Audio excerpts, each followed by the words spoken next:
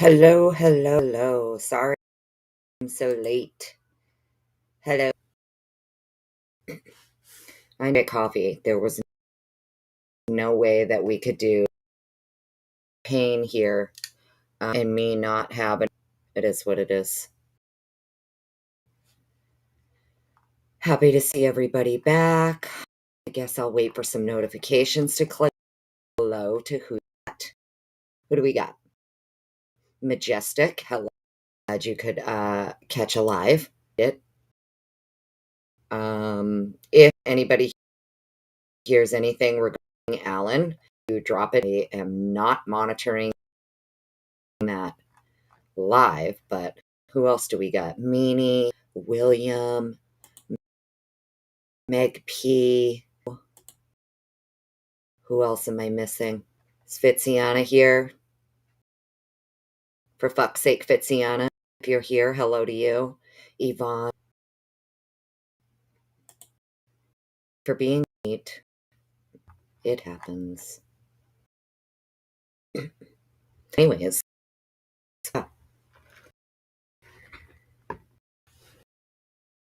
Eddie, I be first, people later. Yeah.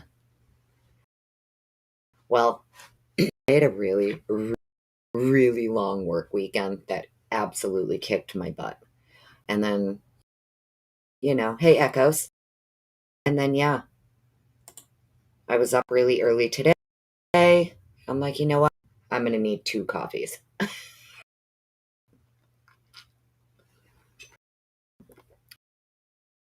Thank God. Because I tell you what, addiction is no joke. It's an actual addiction, right?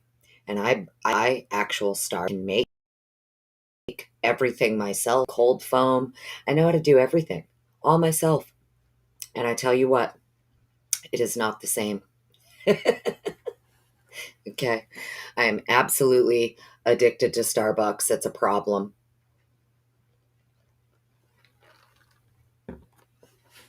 It's my vice. So, anyways, yeah, it's okay that I'm late. It's Monday. I don't have work. Okay. So, we can be late. We can take our time. We can just roll through this at our leisure. Let me go over to my other screen here and make sure that I have the right thingy. Stupid ads. Shh. Okay. I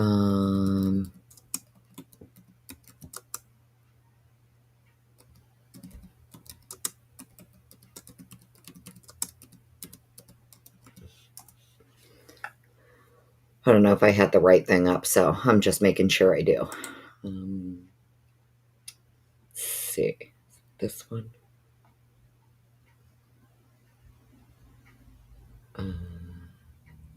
I see. That one's Maori, it looks like.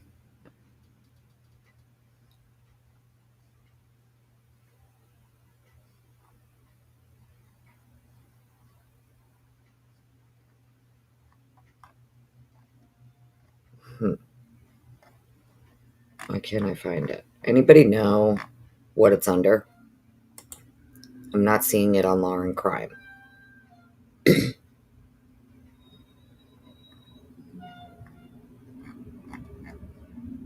I was hoping Heather would be in here. I'm on Law and Crime and I'm not seeing the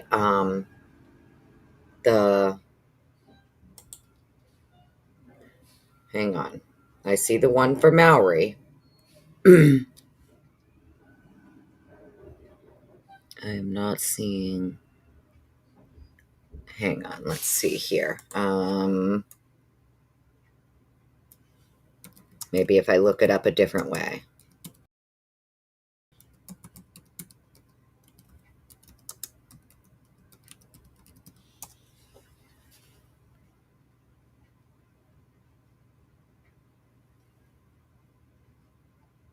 Here we go. Might be this one. Nope, that's their coverage on it. I just want the hearing. Let's see here. Aha. I think I have court TVs. I'm allowed to share court TV, right? But they don't have the full thing. They're only showing like 10 minutes of it. I want the whole thing. And I know there's certain people, like, we can't share their stuff. So hang on. Sorry, guys. Let me just go check my thing here. Added it. Oh, Heather. See? She's amazing. But now why won't it let me? Let me go over here. It's not letting me click the link, though, from chat.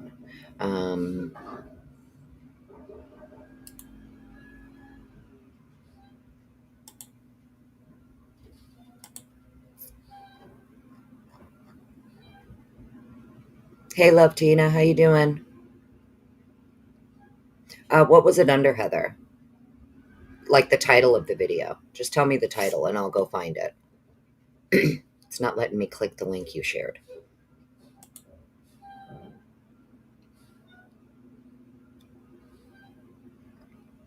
You know, this is why I don't prepare, because even when you do prepare,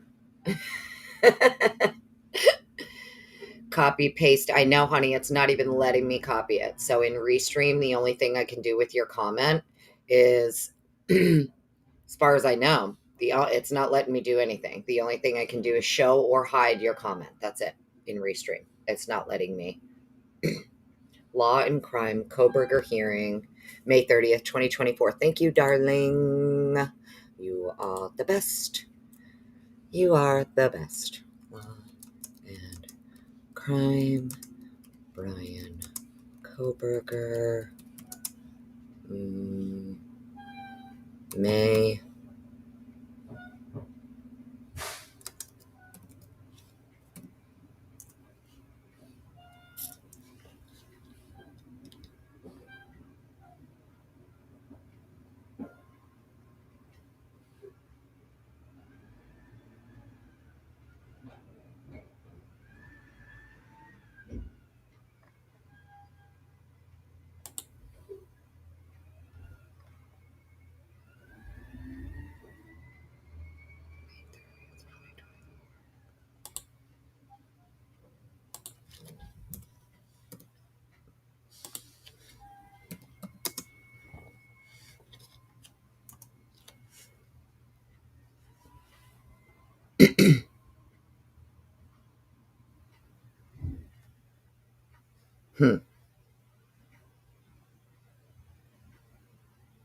Let me see here.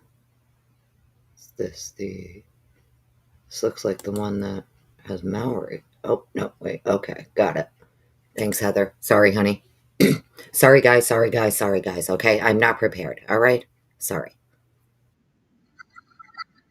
Oh, let's pause that real quick. Mute that. Skip over this ad here.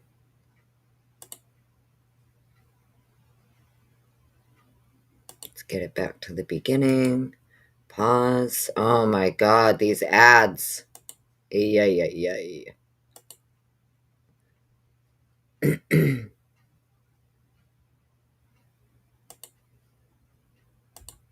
All right, got it. Yeah, I found it, honey. I'm sorry. I just suck. Not a real YouTuber. No gazella, no grizzly over here, that's for sure. All right, hang on. Let me get my captions going right. Make sure everybody knows. Okay. No facts here, friends. I don't know shit. Okay, that's always going to be at the bottom of the lives here, just so everybody's aware. Make sure we got that going. Let me fix my color here because I don't like that color. There we go. There. Let's get into chat. Now we can share screen. Good Lord, she says. I know. Love Tina. Lady Speedwell, hello. You boycott Starbucks? Oh shit, girl. I can't even live without it. I don't know what I'm going to do in the apocalypse when there's no Starbucks. I'm fucked.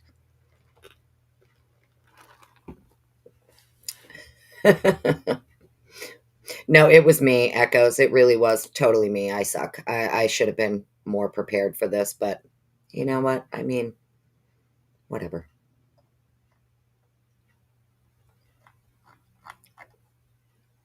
But yeah, Starbucks, I don't know what I would do. I like Dunks, right? Dunkins. No, it's not even the same. They're not even comparable. Okay. Dunkin's doesn't even make an iced shaken espresso, which is what your girl here needs, right? I can't drink watered down coffee bean. I actually need straight espresso shots on ice, like 6 of them. Okay. Shaken on ice. So I can't even drink regular iced coffee because to me it's just like coffee flavored water. I need that high test, high octane espresso shit. Starbucks is woke. Oh, yeah, well, they are. I know, but it is what it is. You can hook me up to an IV of Starbucks and I'd be fine with it.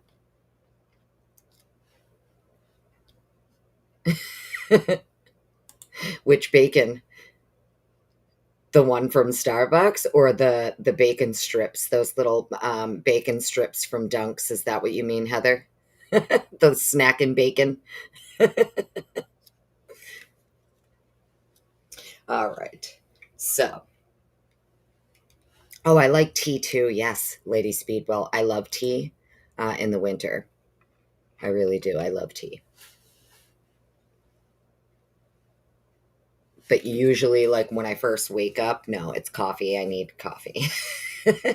It can't even, I'm lying. It's not even coffee. I need espresso. I need straight espresso when I wake up in the morning. It's like my gasoline.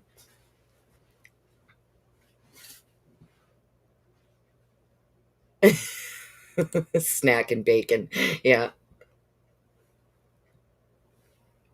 I love tea though. There's so many good teas. How can you not? There really are so many. I like a lot of the loose leaf teas too. There's this artisan tea that I love so much in the wintertime, and it's this like um, lemon zest. It's got fresh lemon zest and lemon peel and fresh ginger all mixed in with the tea leaves, and it's like a white tea. Oh, it's so, so unbelievably good. I absolutely love it. And I buy those little like honey stir sticks to add into my tea. Oh, see? Shout out to all the coffee addicts in the house. Make some noise. Coffee addicts unite. Ooh, caramel apple tea, Meg P. That sounds absolutely delicious. Mmm, caramel apple tea. Who's it by? Is it like you bought it in the store or you had to order it online? Yeah, no sugar in tea. I don't do sugar though. I don't add sugar to my stuff or anything like that. I do get cold foam, but I don't do sugar. I don't do soda. There's not a lot of sugar that I do anyway, other than my cold foam that's in my espresso. And then I do bake a lot. I do bake a lot of cookies and brownies. That's where I get my sugar. But I don't drink soda, energy drinks, none of that.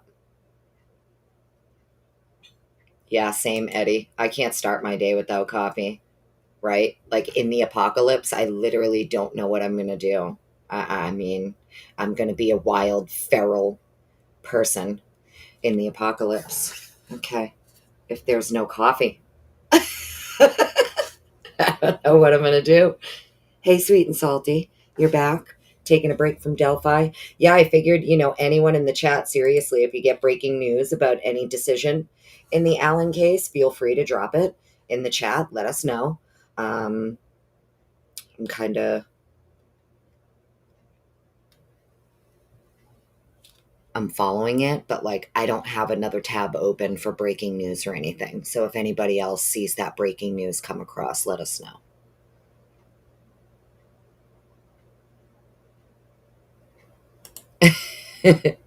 Meg, no sugar in my energy drinks. Why? Because it's healthier. Well, I mean, certain people just can't have it anyway, right? Diabetics and stuff. Yeah, exactly, Eddie, right? It's gonna suck no coffee. Like, I ain't even gonna lie, right? I'm low key prepper status, and there's certain things that I always keep stocked. Coffee is numero uno. Multiple different ways to make it as well. Pour over systems, cold brew system, just in case no electricity.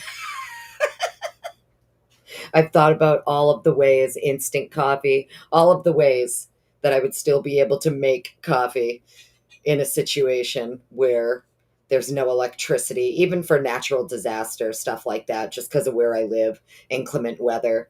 I have many ways to make coffee. I'm never going without it.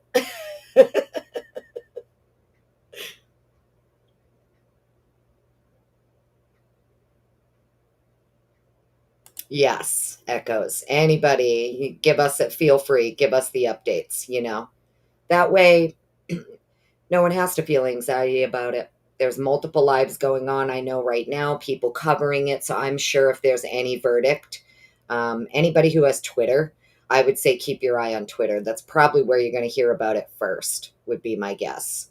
Um, yeah, exactly. Camping. Yeah, exactly, Heather. Yep.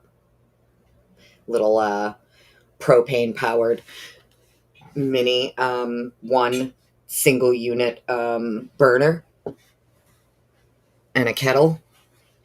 Yep. Get your coffee going. All right. Enough about coffee. We all know I'm addicted. All right. Let's see.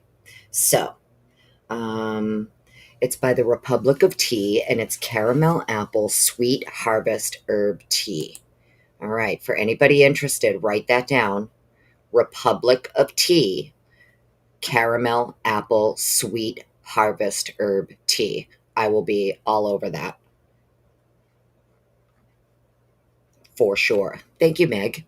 Because I'll definitely be getting some of that. Sounds delicious. Yeah, you keeping an eye on Twitter, Meanie? All right, cool. Hey, Yeti, how you doing? The verdict for Richard Allen. We're just waiting to see if there's any jury decision coming in yet. Fire is easy to make, yeah. I guess depending where you live, right? It's not so easy to make if all your shit's wet and covered in snow or rain. Makes it a little trickier, but there's ways to get around that. All right. Share screen here. Now we're going to go over. We already covered in the other live this morning the sworn testimony of Detective Lawrence Mowry.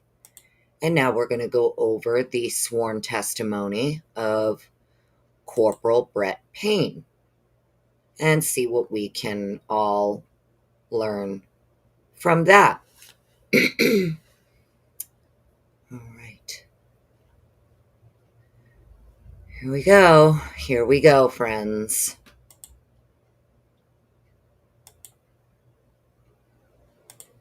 We have motions to compel discovery, fourth and fifth. There have been some supplements in more recently. I think I got a couple in on May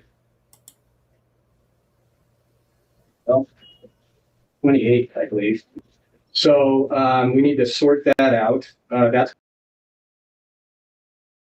morning, and that is open. Obviously, at 1:30, we're going to address genetic genealogy. I think that's the plan. Okay, so starting with you, Ms. Taylor. Thank you, Your Honor.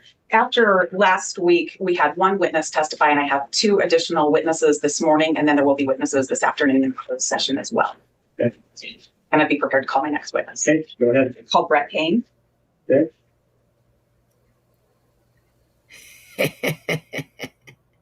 Make us your new game day headquarters. We have the biggest screens, all the Assholes, these ads. They gotta put them in every 2 seconds.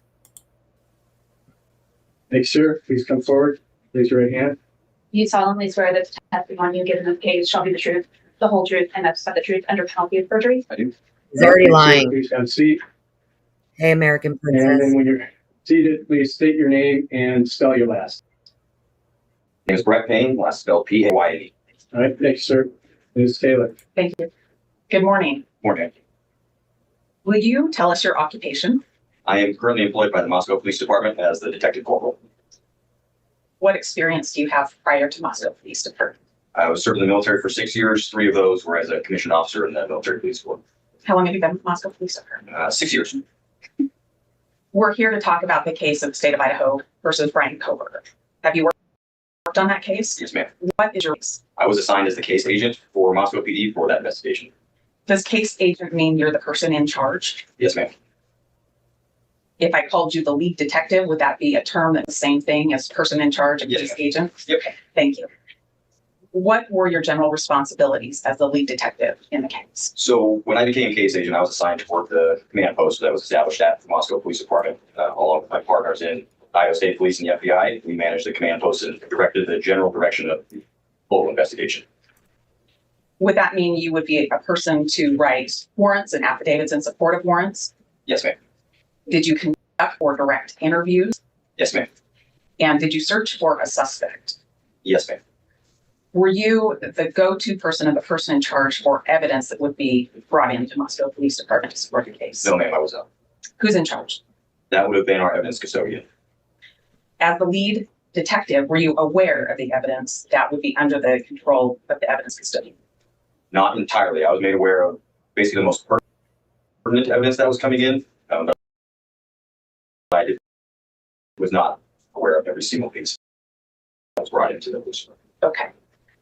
During the November 13th forward, was there videos that were collected, like a video canvas done of the community? Yes, ma'am, there was. Is that something you were involved in? No, ma'am, I was not involved in the direct collection of those videos. Who is responsible for the video collection? Okay, so I just want to pause here for 1 minute to note that he admits, one, he is the lead case agent. He is the lead detective. He agrees with her that that would be a proper assertion of his role. Okay. But then also, just like Mowry, as we heard in Mowry's testimony, he was not in charge. Both of these people who were the lead people in either combing through evidence, collecting evidence, knowing what evidence is available, blah, blah, blah. They're both reiterating that it all went through the evidence custodian at Moscow PD. Everything had to go through the evidence custodian first. Okay? So we now have 2 officers, the 2 lead people in a row, admitting that they did not necessarily see or view any of the evidence, but that it was the evidence custodian who would be in charge of it. Okay? So just want to get that, make sure everybody understands that he is also saying the evidence custodian is where it went. Okay?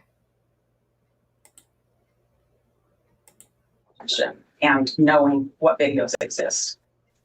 So the way that worked was individual investigators who went out in the community and collected those videos, brought them back to the police department, and provided them to our digital forensics office, and then they were later booked in through that channel. And sorry, I'm going to pause one more time, and then we'll let it play through. Notice this is the same questioning with Mowry, almost, kind of the same line of questioning.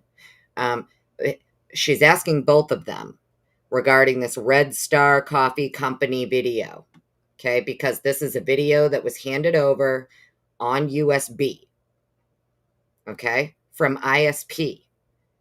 So somewhere in their discovery, it's documented with Idaho State Police that a USB of video from Red Star Coffee Company was turned over to the Moscow Police Department. Okay? And she's now asking both Detective Mowry and Payne about that video. And they're saying, evidence custodian. Wasn't us. It was the evidence custodian. Okay?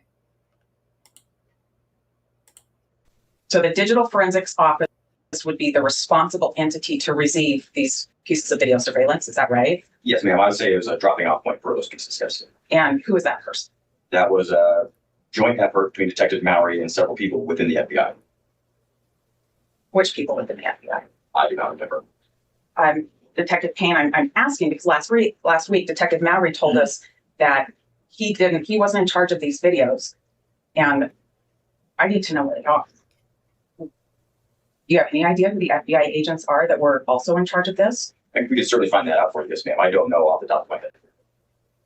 Okay, well, I'm going to need to do that. Let's talk a little bit about what surveillance is out there. These were cameras from different businesses. Notice, too, that both of them, Mowry and Payne, are trying to elude. Even Anne says, do you know, like, the other, who are these agents that I could speak to? Right? Because it's like they're trying to insinuate that this is video. We have nothing to do with it. This was the FBI. Right?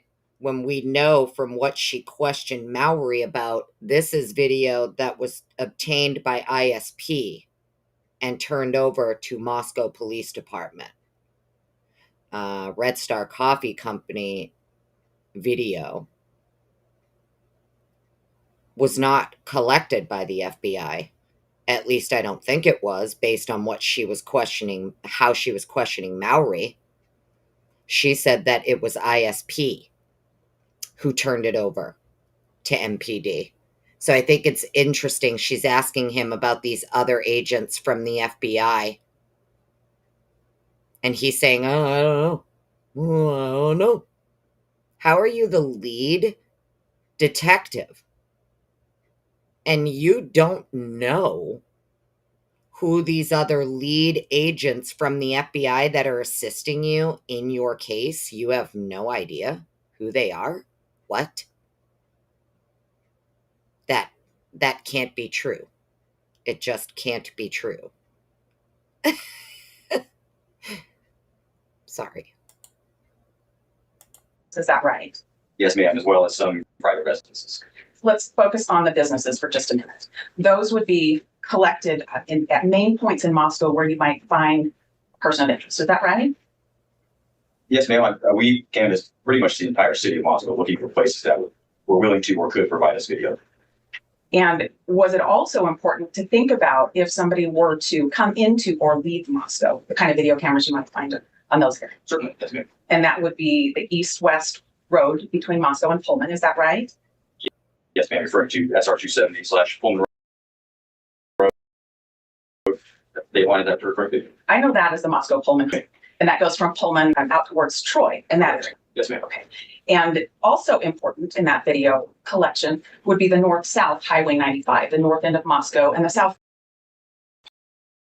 part of Moscow. Is that correct? Yes, ma'am. Okay. And so you collected business videos or had that. Who I need to talk to about this would be or an unnamed FBI agent. Do I Or understand that? the agents who were the officers, investigators who collected that specific video with written reports, to the best of my knowledge, stating such that they collected video from X, Y, and Z. That would be the best person to speak to about that particular video. Okay, so let's pause here. Even his knowledge, the agency and or the officer, okay, who wrote the report about getting this video, that would be who you need to speak to. The officer and or agent, right? So he's telling her that the report you have, whoever wrote that report, the agent or the officer that wrote that report, that would be the person that you would have to go speak to about that video. Right. They collected from 79 businesses and 10 residences. Right. Oops, sorry, meant to highlight that one. Where is it? Here we go. Yeah. All right. Interesting. But if they collected it and gave it to Moscow Police Department or the digital evidence people, isn't it your department that I'd be looking at and say, where is this now? Yes, ma'am. Okay. Well, I'm going to talk about some of those specific ones, but you brought up residential cameras in that canvas as well. Are you talking about things like Ring cameras? Yes, ma'am. Ring cameras and other sorts of systems that people may have had. Ring cameras have a way of sending out a notice to Ring camera owners to check their data. Is that right? I believe so. Was that done in this case? I do not remember if that was done or not. Are you familiar with some of the Ring cameras or home surveillance videos in this case? Yes, ma'am. In particular, I think your affidavit talked about one on Indian Hills Road. Do you know what I'm talking about? Yes, ma'am, I do. How did that camera come to your attention? I believe Detective Vargas works for MPD. She contacted the residents at that, the person who lived at that residence, and they provided that camera footage to Detective Vargas. Now, sidebar. We all know the maps. We all know where Indian Hills is. What do you think? What do you guys in chat think is going to be the explanation from Vargas here as to why she would be all the way up on Indian Hills Road going to a homeowner there asking them for their camera footage? What is it that led her up to Indian Hills, right? And that homeowner. Just saying. You know, he's saying he thinks it came from Vargas, right? She went to the homeowner and asked them for their video footage. I'd be interested to know what led her to Indian Hills. What tip, what information, what led her to Indian Hills to go ask for video footage from that particular homeowner. If we ever get to learn why that was done. Why she contacted them? I believe it was part of just a video canvas, best of my knowledge. Now, I want to talk about some of the specific businesses, and you mentioned that I'd be looking at a police report to tell me if it existed or not. As the case manager or lead detective, are you familiar with the reports from other officers that may have talked about turning in videos? Some of them, certainly not all of them. Your Honor, I'm going to ask that he be handed two defendants' exhibits. They are RR and SS. No, thank you. Okay. My husband had no idea how we went from paying $156 a month. Shh. Exhibits RR and SS. One of the videos I want to talk about comes from the Red Star Coffee Company. Do you know where the business is located? Yes, ma'am. Where is it? That's on Pullman Road and right next to the steamer station. So the Pullman Road that's also known as Moscow Pullman Road within the city of Moscow? Correct. Okay. And if you look at exhibit RR, and if I can draw your attention to on page 3, paragraph 9 continues over there.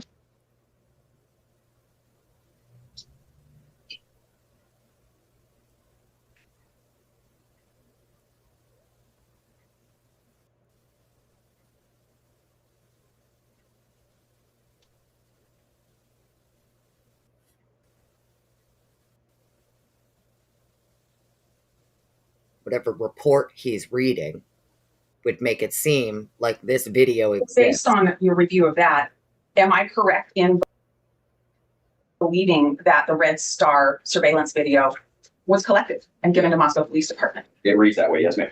Where is it? I do not know. Who do I ask where it is? That would be through the evidence custodian and MPD. That'd be my best direction for you. So I need to go to the evidence custodian and ask him to bring all of the videos out so I can watch them all to see if that one exists. Yes, ma'am. How many hours of videotape do you think have been collected? A lot. Thousands? Yes, easily. Detective Payne, I want to look at Defendant's Exhibit S now. Don't put our away. I think we might go back there in just a minute. But SS, if I can draw your attention to paragraph 1.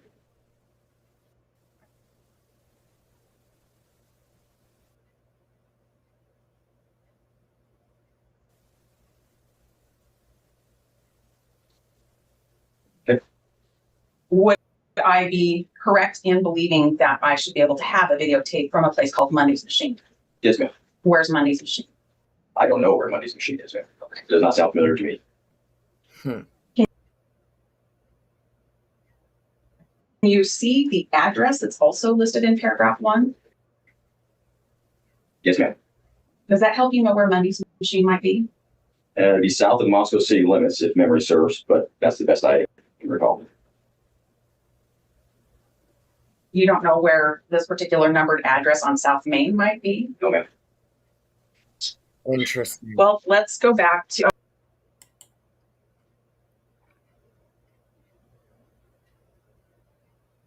Oh, let me ask you this. Who do I ask for that video? All right, I'm going to pause real quick here for a minute because you notice that line of questioning regarding Money's Machine? Okay. As I stated earlier when we were going over Mallory's, she's not asking questions, in my opinion, that she doesn't already know the answers to. Right? So now it's just purely my speculation, but her line of questioning there would give the appearance, in my opinion, that not only does she know that he knows exactly where Money's Machine is, but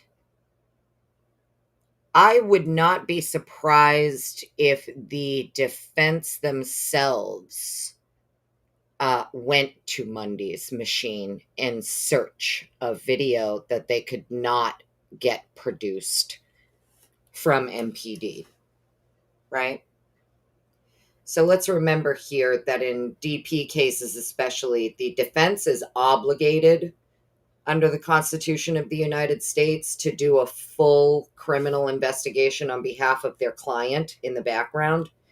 This is why they had people like Richard Batanti, criminal investigators conducting, their own investigation. Pete Fox, Moscow doesn't exist, right? So it is my very strong opinion that this line of questioning here with Payne, not only does she know that he knows where Money's Machine is, I would not be surprised if she has video of him showing up there or going there to talk to someone there or going there to, do you understand?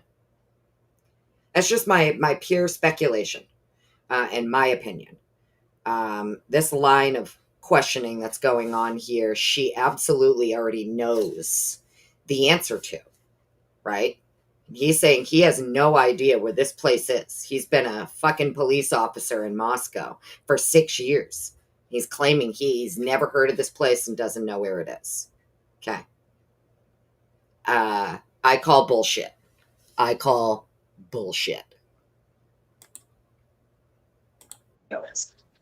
Restate what I did before is go through the MS custodian and Moscow PD. Let's go back to RR for a minute. And if you can turn with me to page 4. I'll draw your attention to paragraph number 21, particularly subparts B, C, D, and G. Do you see where I'm talking about? Yes, ma'am. And there, we're talking about 4 different businesses all within the city of Moscow. Is that right? That is correct. And those are on Main Street in Moscow. Is that also right? Yes, ma'am. All right. And if I read the first sentence in that paragraph, am I correct in believing that Moscow Police Department should be in possession of all of those videos? It reads that way. Yes, ma'am. Where are they? I would have to direct you to videos that have been turned into the evidence lab in Moscow PD.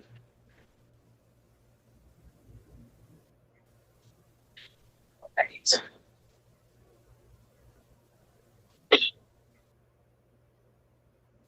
I want to talk a little bit. I'm going to move from videos now, and I want to talk a little bit about affidavits and search warrants that you wrote. Can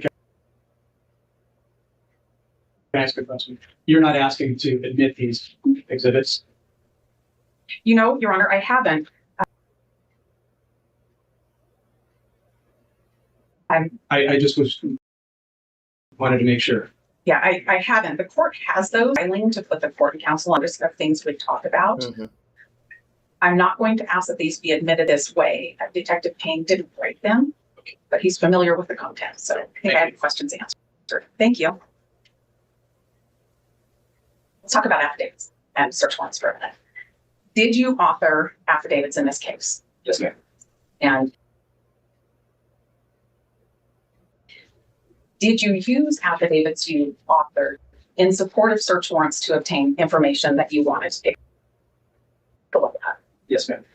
And did you author the affidavit that was used for the arrest warrant for Bryan Kohberger? Yes, ma'am.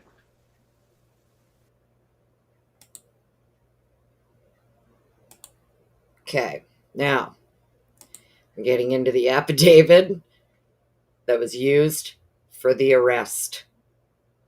Okay, let's not forget that she's getting him on record that what they are about to discuss is the affidavit he wrote, the affidavit that he used to obtain warrants, including for arrest. Okay, and we all know why that affidavit of probable cause is going to be a problem. The state knows why it's going to be a problem. But yeah, so she's making sure to get him on the record regarding his probable cause affidavit that was used for arrest. Let's keep that in mind. What did you rely on when you wrote these affidavits? Be more specific. Yes, let's focus on the affidavit for the AT&T record search warrants, December 23rd, 2022. Are you with me? Yes, ma'am. Okay.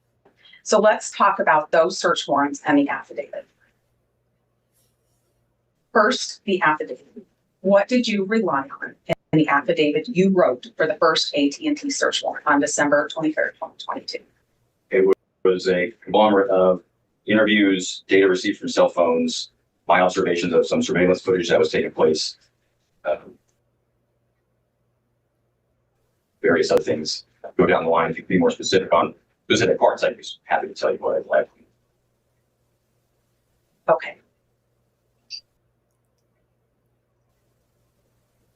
There was a part of the affidavit where you talked about WSU officers identifying white Elantras.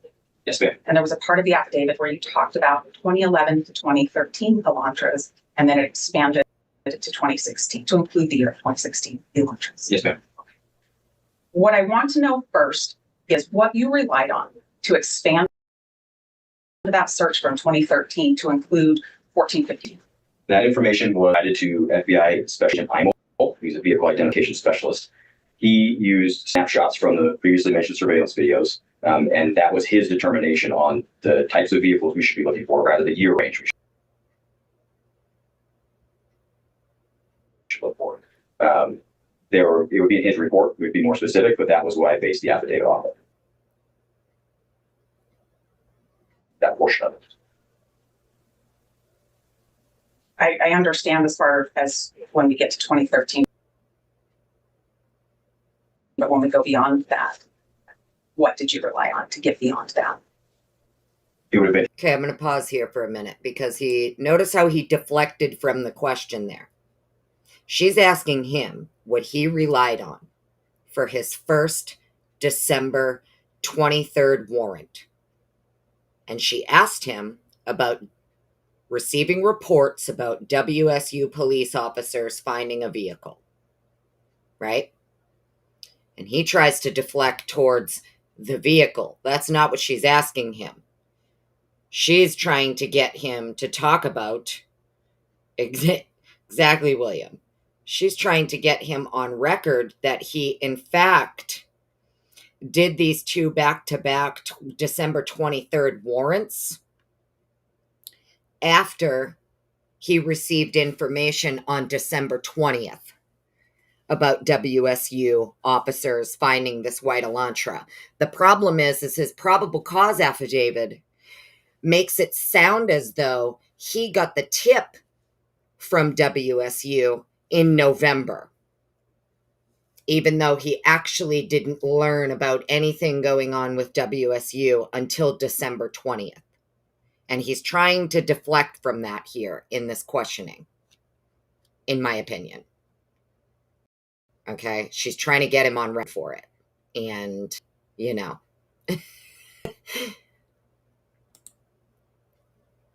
So let's just be clear about that, right? His probable cause affidavit is written up to make it seem as though in November he's getting tips from WSU. He's learning in November that WSU security, finds this white Elantra, when in fact he didn't even know about it till almost the end of December, 3 days before he's writing these two back-to-back warrants. Interesting. His input as an expert in vehicle identification. That's what. Okay. Part of your affidavit talks about WSU officer being white, and I believe I was an officer that you had some communication with. Do you recall the date you had that communication? I do not recall the date. Did you have some messaging system exchange with this officer to talk about that? Yes, ma'am. Is that the only means of communication you had with this officer? No, ma'am. I believe I spoke to him on the telephone as well. When you spoke to him on the telephone, how did that relate to the date of the messaging? It would have likely been, if memory serves, it would likely been that same day. Okay. Does December 20th, 2022 sound familiar to you? Yes, ma'am.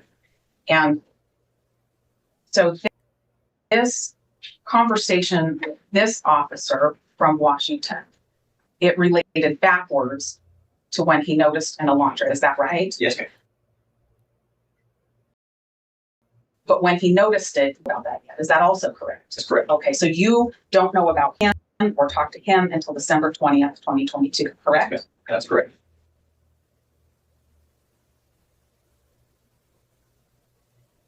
In your affidavits, did you rely on cell phone information and cell phone location information? Yes, ma'am. Did you work with cell phone records yourself? No, ma'am. Did you see cell phone records yourself? Yes, ma'am, I did. When was the first time you saw cell phone records that were attributed to Bryan Kohberger? I do not remember what date that was.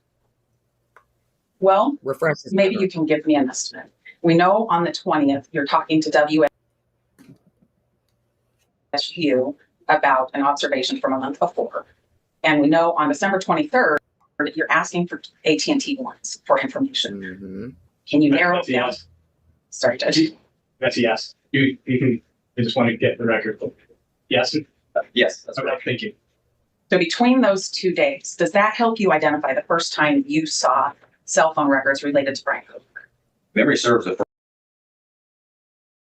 first time I saw any cell phone records related to Bryan returned from the first search warrant. Just to be sure I'm tracking with you, when you say the return from the first search warrant, we're talking about the first AT&T warrant. Yes, Is that right? That's correct. And in that warrant, you were seeking 48 hours worth of records. Is that right? Yes, ma'am. Okay. So if I call those the 48-hour records, we'll both be on the same page. Yep. All right. You wrote your second AT&T warrant for a much longer period of phone records that same day, December 23rd, correct? Yes, ma'am, that's correct. How far ahead of that warrant did you see the records?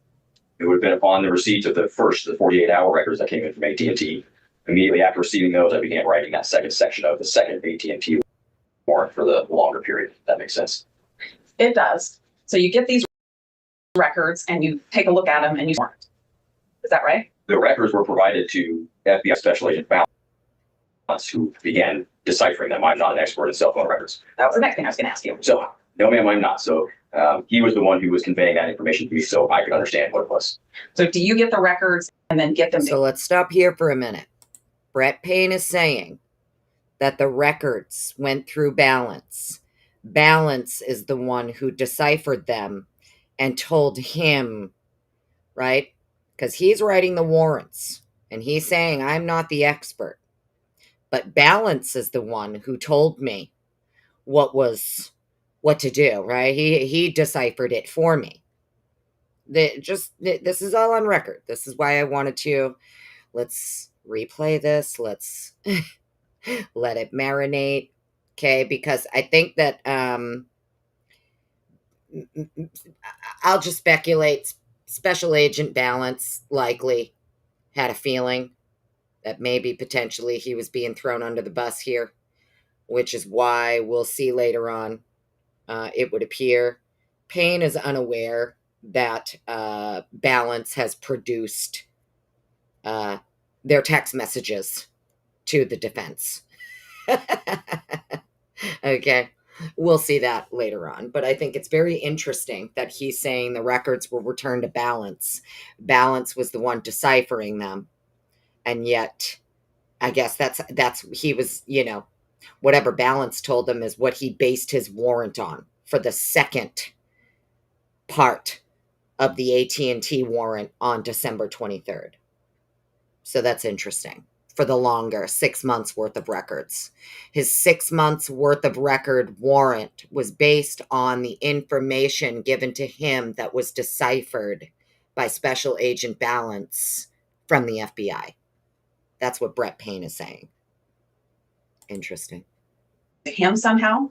Yes, ma'am. The records do they go directly to Balance? I do not recall what the distribution was on the return itself. I do not recall that. Are you and Balance exchanging emails about these records? No, ma'am. Not that I remember. How did you get them to? We were co-located. At the time, Detective Balance was at the Moscow Police Department about 30 feet down the hallway. Are the two of you exchanging text messaging during this time? I do not remember if you texted there that time. I may have a record that would refresh your memory. I'm certainly not seeking to have these admitted some records.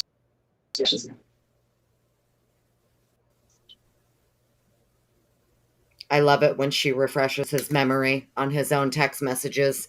This is what I mean. And he wasn't even aware that this was turned over because he doesn't. Do you recognize what's been placed in front of you? No, ma'am, I do not. Okay. Because reading the content of some December 23rd messages, refresh your recollection about participating with Nicholas Balance.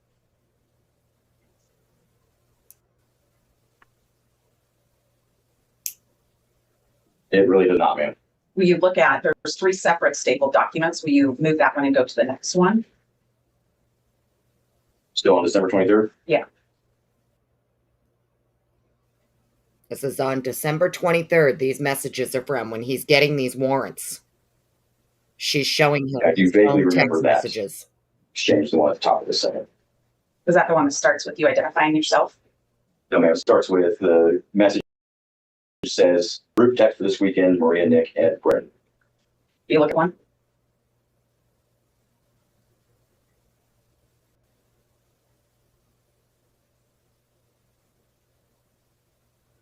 Seems vaguely familiar. Okay.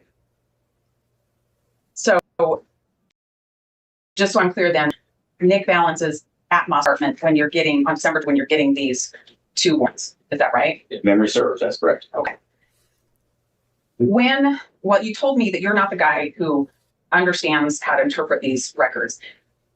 Do you know anything about cell phone towers? Very little, ma'am. Okay.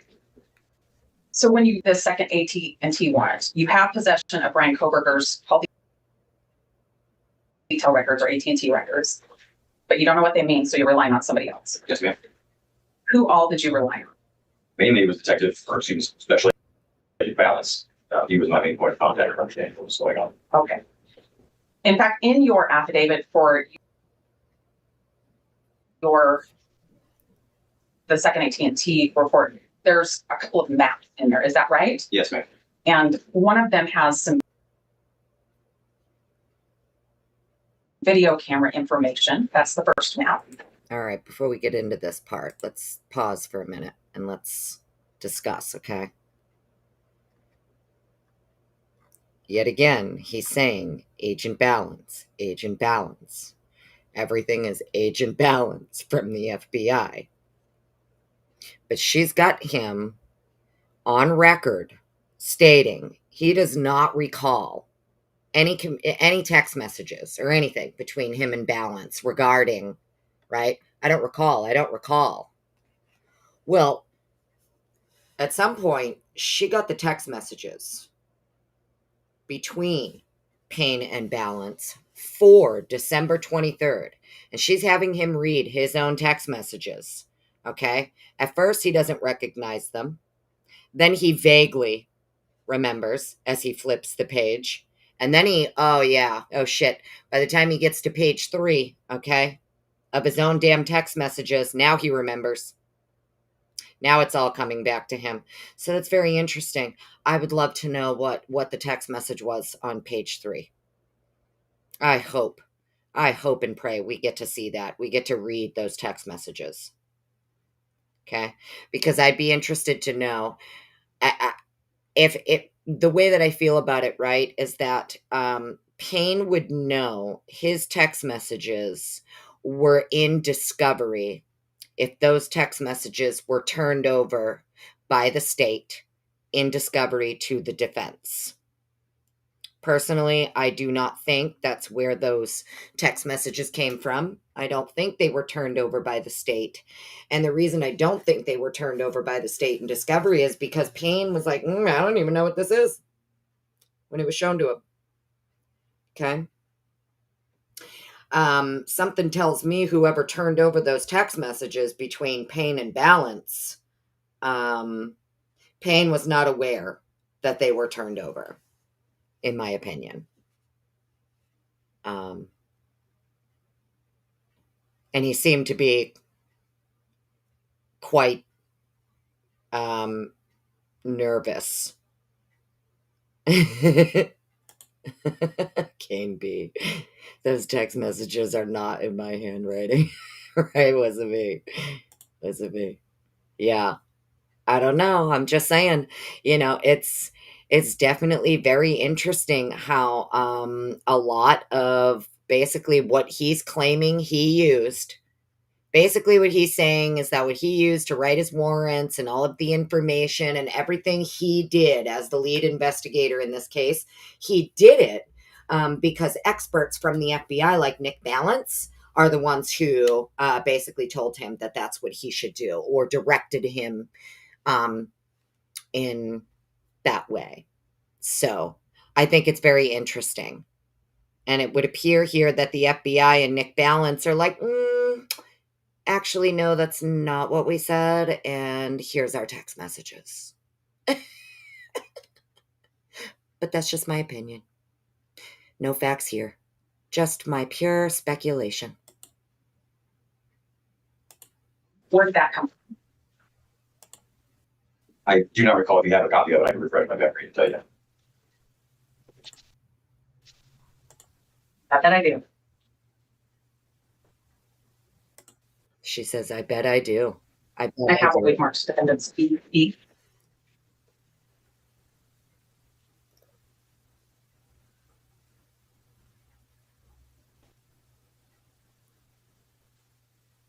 Hi, Joey. How you doing, honey? Are you referring to there's 2 maps, the WSU focus map you're referring to? It's completely washed out on this copy. I can't see where it is. It's hard to see, isn't it? What I want to know. Let's pause that. Thank you. Thank you, Corporal Brett Payne. Isn't that interesting? Even he says their own evidence, it's really hard to see. Yeah, no shit, sir. That's why we're asking you to look at it again. Tell us what the fuck you see. Because we can't see shit on this. Right? Like, what the fuck? Even right there on the stand. You know, he's like, I can't, this is really washed out. Yeah, no shit, sir. This is your fucking evidence. We know it's washed out. We know it's unclear. Exactly. I mean, am I the only one catching what just happened here? She's presenting him with their own fucking evidence. And he's like, I can't see this. This is all washed out. You expect me to make something out of this? I'm so glad we got that on record. Yes, it's hard to see, isn't it? Exactly. And Taylor's like, it is hard to see, motherfucker, isn't it? We can't see shit either. Yep. Yeah, it's hard to see, isn't it? Yeah. It's wild. So, it's just funny. I'm just snarky AF today. Like, think about that, right? Right here.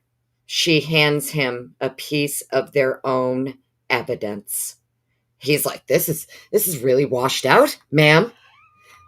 Yes. Yes, sir. It sure is, isn't it? Your washed out evidence. Is this what was presented to the grand fucking jury? For the love of God? My God, let's continue. Fucking A. Oh, is what you relied on to get that first one that talks about WSU and the cameras about. Yes, ma'am. So Special Agent Rob Hilly with the FBI was also co-loaded with us. He was tasked with analyzing that video from WSU and the surrounding area. So it was conversation between he and I, pointing out areas of locations where the car was likely seen on surveillance footage. And that's what I relied upon to create that map. So you created that map how? Through PowerPoint, I believe, ma'am. Memory serves. You saved your work on that? Yes, ma'am. Let's go to the next map. That one would appear to be a trail or a path from south of Moscow back towards Lewiston or back towards Paul. Is that right? Yes, ma'am. Where did you get that map? Same thing. It was just created using open source satellite imagery, and I think it was PowerPoint. Did you create that? Yes, ma'am. Where did you get the information to draw that trail? So that was on the cell phone records referred to me by Special Agent Balance on his interpretation of possible places where someone could have driven between the location that it starts there and then back to Pullman. So you did this on some open source mapping, not anything from Nick Balance creating a visual for you. No, ma'am. I did view a draft report for Agent Balance to help me conceptualize this, but it did not look like this map. Where's that draft report? It is, best of my knowledge, it's already been provided to the prosecutor's office through the FBI channels. Is this the lengthy past draft report or is it a different draft report? It would have to be the draft cast report. That's the only cast report I'm aware of from Special Agent Balance. Okay, so let's talk about that. He's saying the map he created didn't even come from a full cast report, right? Didn't come from that. Came from a draft, okay? And the draft he got it from isn't even the same fucking map he made. Okay? So he was provided a cast draft report, yet his map doesn't fucking match the report. Okay? Let that marinate for 1 minute while I have to mute and pop off for a second. Give me 2 minutes, guys. Talk amongst yourself in chat. I will be right back.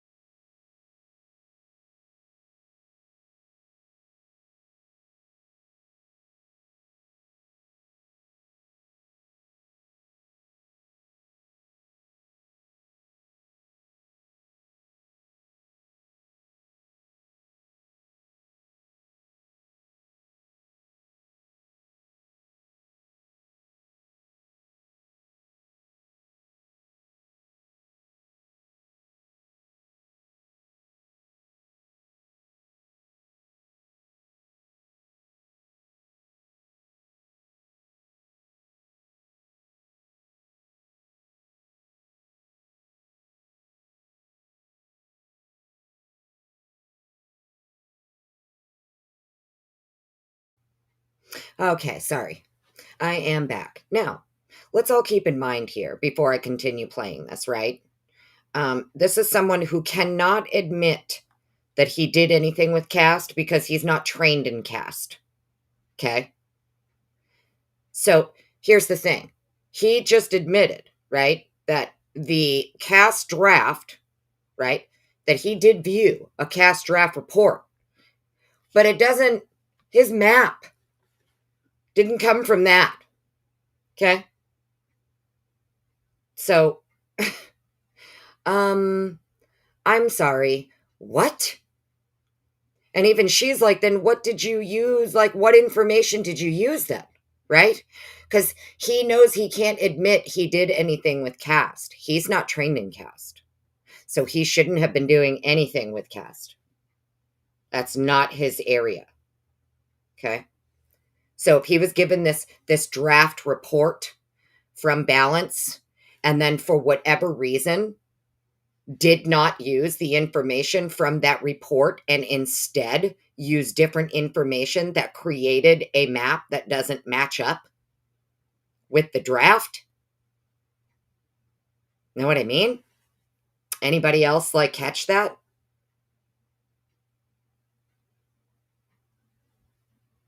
Yeah, exactly, Ro. Yeah, I know. But even then, a preliminary, they wouldn't have had any of this. That's the problem. If we had had the prelim when we were supposed to, Bryan would have had ineffective counsel. He would have had, like, because none of the discovery was fucking produced at that time. That's exactly what Anne was just arguing regarding striking the DP and reinstating speedy trial, because he was forced to choose between his two rights. Does he want effective assistance of counsel, or, you know, it's pretty wild. It's pretty wild. Even if they had prelim when they were supposed to, he still would have been fucked because none of the discovery was produced. But then again, at the same time, with prelim, you know, maybe the state also would have been fucked because they didn't have any discovery. They had nothing done. So, the state is trying to just kill a man. Yeah, exactly. Agreed, Heather. Yeah. Jay Logston. Yeah. And they're basically like, well, listen, we are going to kill you. Even though right now we're not exactly sure how that's going to be done. What we're going to do is just reserve it, right? And when we figure out a humane and constitutional way to kill you, then we will. And you're just going to sit and wait for us to figure that out. You're going to wait for us to get our thumb out of our ass until we figure out a way to kill you, is basically what they're saying, you know. And I'm not one of those people who's against the death penalty. I'm all for it. Okay. I just think it should be reserved for very specific cases, specific crimes, right? And like Jay was explaining, the way that Idaho is right now, because the scope is so wide, you don't have a narrow scope. Basically, all murders could have the death penalty attached if you live in Idaho, you know, which is bullshit. No, not all murders should get the death penalty, you know. There should be a very narrow scope as for when it's attached. And Idaho needs to get their shit together. You know, it is what it is. I do agree with the defense on that. You should not get to attach death penalty to someone's case in Idaho and say, well, you know, even though we can't kill you now, we'll fucking figure it out. And when we do, don't you worry. We're coming for you. I don't agree with that. I think it's bullshit. Anyways, that's just my opinion, though. Who am I, right? I'm no one and I don't know shit, so don't listen to me, friends. I don't know shit. These stupid ads. Let me mute this real quick so we don't have to listen to this chick.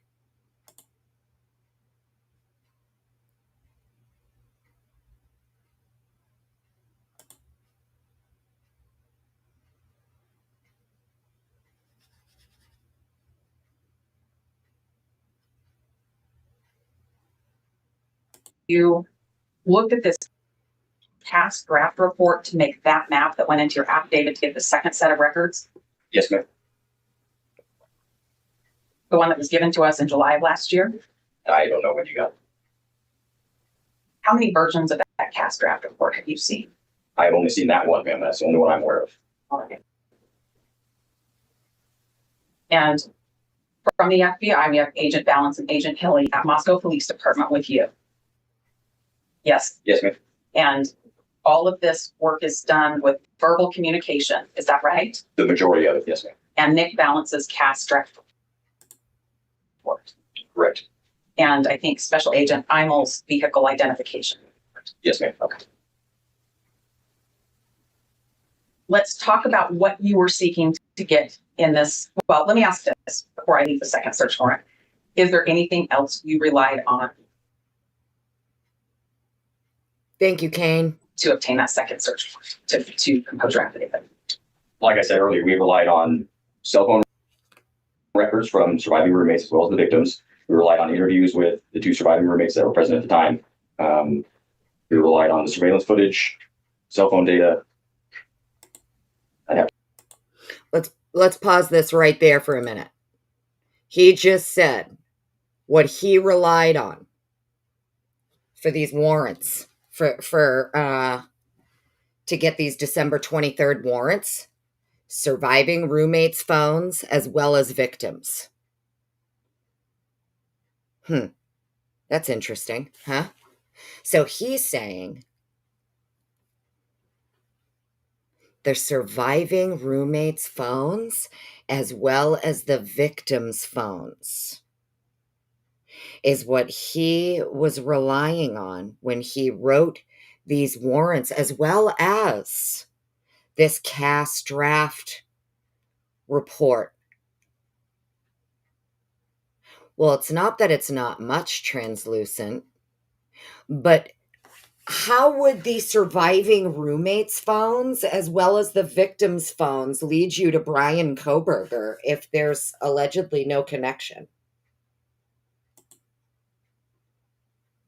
Okay. How is it that Corporal Brett Payne here is alleging that? So from what I take from what he's saying, that there's information from the victims and or surviving roommates' phones that he relied on that led him. I mean, that's what his defense says. His defense says there's no known connections. We don't know that. Allegedly, there's no connection. Allegedly. Okay? I know that that's what his defense has said. And that's why I tell everybody, you got to keep an open mind here, right? Because according to Payne, information from the victims' phones as well as the surviving roommates' phones was pertinent for these December 23rd back-to-back warrants. So just let that marinate there while we continue. Go paragraph by paragraph, but that's what jumps to mind. Of those things, relying on other people together. Yes, ma'am. Okay. Now I need to talk about the things that same day as the first one. And was there anything else from AT&T that you saw or relied on to get the second one off the ground? No, ma'am. And in the first AT&T search warrant, are you aware that part of the request was for timing advance reports? Yes, ma'am. And in fact, request, right? Yes, ma'am. All right. And I mean, advance reports from AT&T, you asked for them from several other companies, correct? Verizon's version of it, T-Mobile's version of this kind of timing advance report. Is that right? Yes, ma'am. All right. When was the first time you saw AT&T's timing advance report? I do not recall when I first saw it. Where is it? To the best of my knowledge, all that information from those returns. If I tell you I don't have a timing advance report or any from the other phone companies, where do I look for that? Interesting. The fucking timing advance reports for any of them. Where are they? she's saying, because that shit is not in discovery. Okay? The timing advance reports. He's saying, to the best of my knowledge, it's been turned over to the prosecution. She's like, well, what if I told you I don't have that shit, friend? Well, where would you direct me to get it? Right? Think about this here. The timing advance reports? Motherfucker, you just said you used the cast information for your warrant. That would include the timing advance reports. So where are they? Okay. Ridiculous. I would direct you back to the prosecutor's office. Everything that Moscow PD received, in that realm, we have turned over to my knowledge. But you know you've seen this report, is that right? I do not recall if I've seen the timing advance reports. I'd have to see what it even looked like to know if I'd seen it. Do you know what it is? Not particularly. I'm no expert. Okay. You wrote the search warrant though, right? Yes, ma'am. Well, how did you get the language for that if you don't know what this is? So there's no secret that people who are very highly educated in these topic areas to write this search warrant. So that language was likely conveyed to me through people who know much more than myself about cell phone data. Who are those people? Like I said, FBI agent Balance and Detective Mowry were probably my two main points of contact for helping me with that language.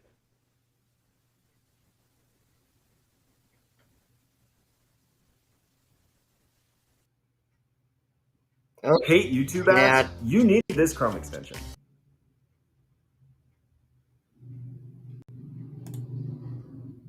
Pause. So yeah, let's talk about that. Now even she's saying, so then how did you get the language if you don't know what it is? Right? Interesting. Oh, well, I had to rely on other people who know more than me. Blah, blah, blah. So you're just writing warrants and you have no idea what you're even writing or asking for? Are you kidding? I don't know if he's going to testify, Tonka. It's highly unlikely. FBI agents aren't usually coming into court to testify. I don't know. I personally don't think he's coming in to testify. That's just my personal opinion. But I think if he does come to testify, it's likely going to be on behalf of the defense and not the state. If anything, the defense would use him to counter all the bullshit that just spewed out of Payne's mouth here. That's just my opinion.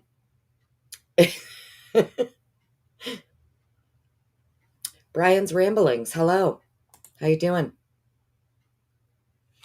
So yeah, I don't know. I mean, I just that's kind of funny to me. He's literally saying like, "Oh, I don't know. I just wrote these warrants and somebody else told me what information." You know?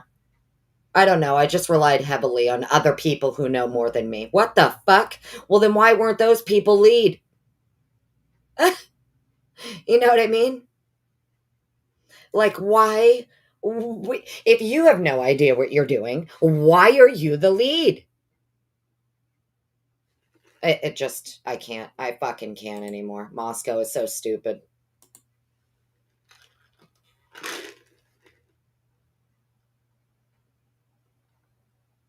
And work on the case that became the case that we're here for now.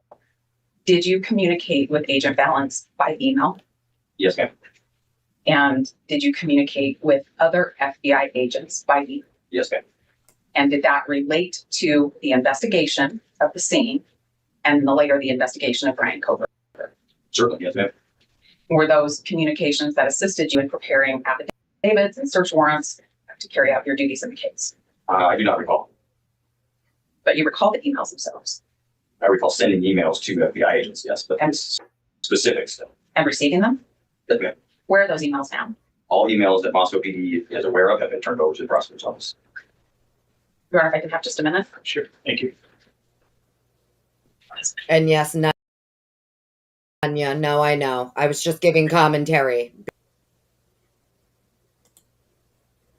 Thank you. I don't have any other questions for now, but I think you have a couple of exhibits on that front end if you don't need them for Ross, maybe I'll take them back. Oh, hold on. Do you have any questions? Yes, I'll- Yes. Okay. I thought you were just stepping off. So And Judge is like, no, you're not going anywhere.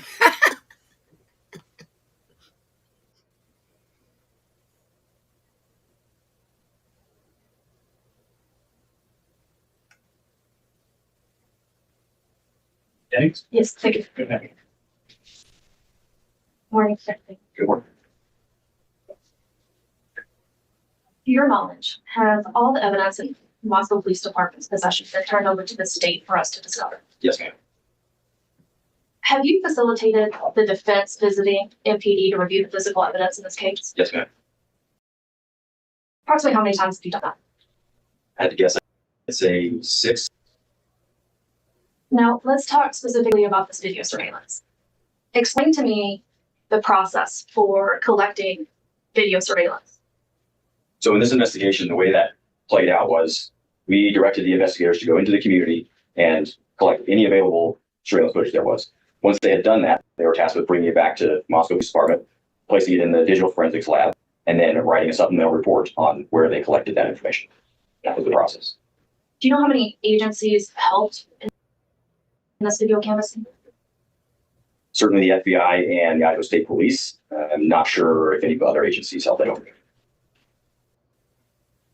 Do you know approximately how many agents were out collecting video? Easily over a dozen. I don't know the specific number, but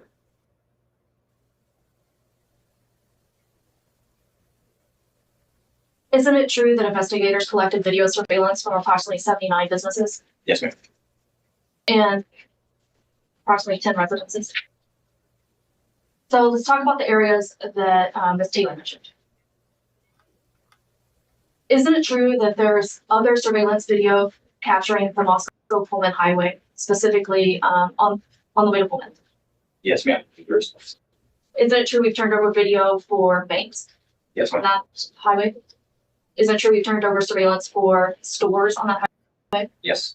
Isn't it true we've turned over video for gas stations? Yes.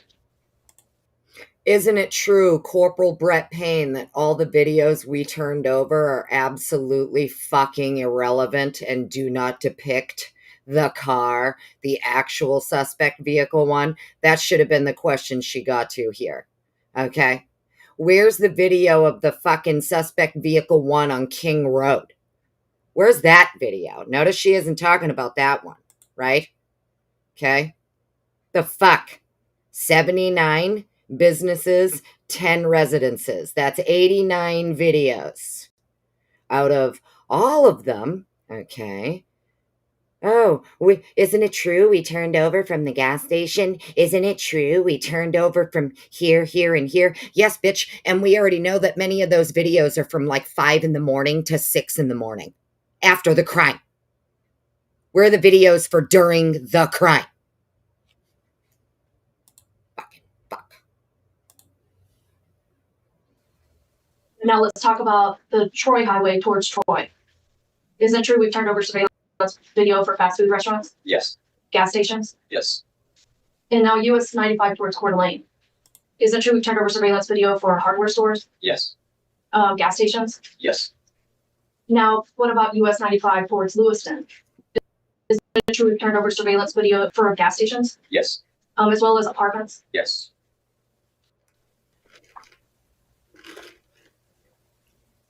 Now let's move to your PC affidavit. Can you explain to me what did the investigation look like during the time that you were writing that affidavit? So as I said, there was the command center was established at the Moscow Police Department. The command center consisted of myself and the state police. We were all co-located there at Moscow PD. We also had individual sections assigned to do various tasks, collect video, conduct interviews, so on and so forth. The majority of those people were also co-located at the Moscow Police Department. So as the process for developing this affidavit began, those people would just come into the command center and relay information that was deemed to be critical or important. The reason for that was to shorten the chain of information, to make sure that the folks, myself and my partners in the command post on the ground, were actually retreating and learning as this went on. As they relayed that to me, I can put that into the affidavit. And is that standard to rely on what other investigators tell you when you're applying? for warrants? Absolutely. So if he was putting in the affidavit things as they were being relayed to him, then why does he make it appear in the affidavit he had information from WSU officers about the Elantra in November when he actually didn't have the information till almost the end of December, right? If he's allegedly logging these in to the affidavit as he learns them, according to him, okay? He's documenting this as he's learning it. Well, if that were true, then his PC affidavit would not make it appear that he learned of WSU's spotting of the Elantra in November when he didn't even learn about it till December. Okay. So, personal opinion here, he's a fucking liar. He was not documenting it as it came to him. Because if that were true, then it would the WSU officers noticing the Elantra, that wouldn't have been documented until December. It wouldn't appear in the PCA as though it happened in November. Okay. He's fucking lying, in my opinion.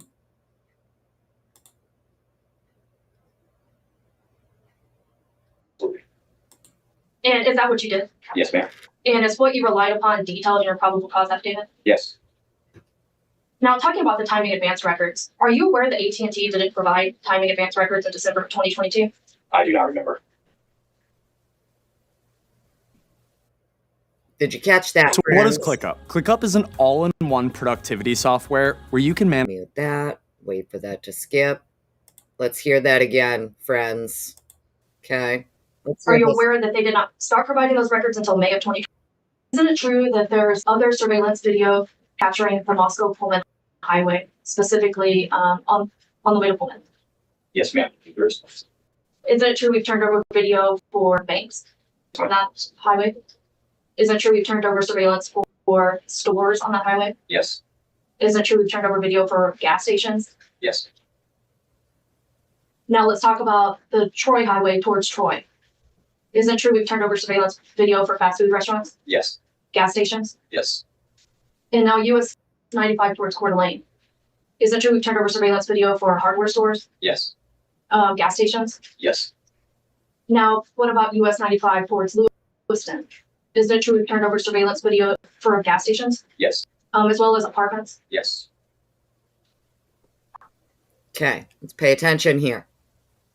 Now let's move to your PC affidavit. Can you explain to me what did the investigation look like during the time that you were writing that affidavit? So as I said, the command center was established at Moscow Police Department. The command center consisted of myself and numerous partners from the FBI and the Idaho State Police. We were all co-located there at Moscow PD. We also had individual sections assigned to do various tasks, collect video, conduct interviews, so on and so forth, co-located at the Moscow Police Department. So as the process for developing this affidavit began, those people would just come into the command center and relay information that was deemed to be critical or important. The reason for that was to shorten the chain of information to make sure that the folks, myself and my partners in the command post, got the clearest view of what the investigators on the ground were actually retrieving and learning as this went on. As they relay that to me, I can put that into the affidavit. And is that standard to rely on what other investigators tell you for applying for warrants? Absolutely. And is that what you did? Yes, ma'am. And is what you relied upon detailed in your probable cause affidavit? Yes. Now, talking about the timing advance records, Here we go. are you Listen. aware that AT&T didn't provide timing advance records in December of 2022? I do not remember. Did you hear that? AT&T did not provide the advanced timing records in December of 2022. She just said that to him. Are you aware that AT&T did not provide the timing advance records in December of 2022?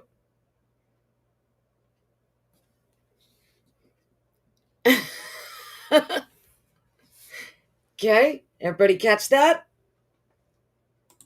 Let's listen.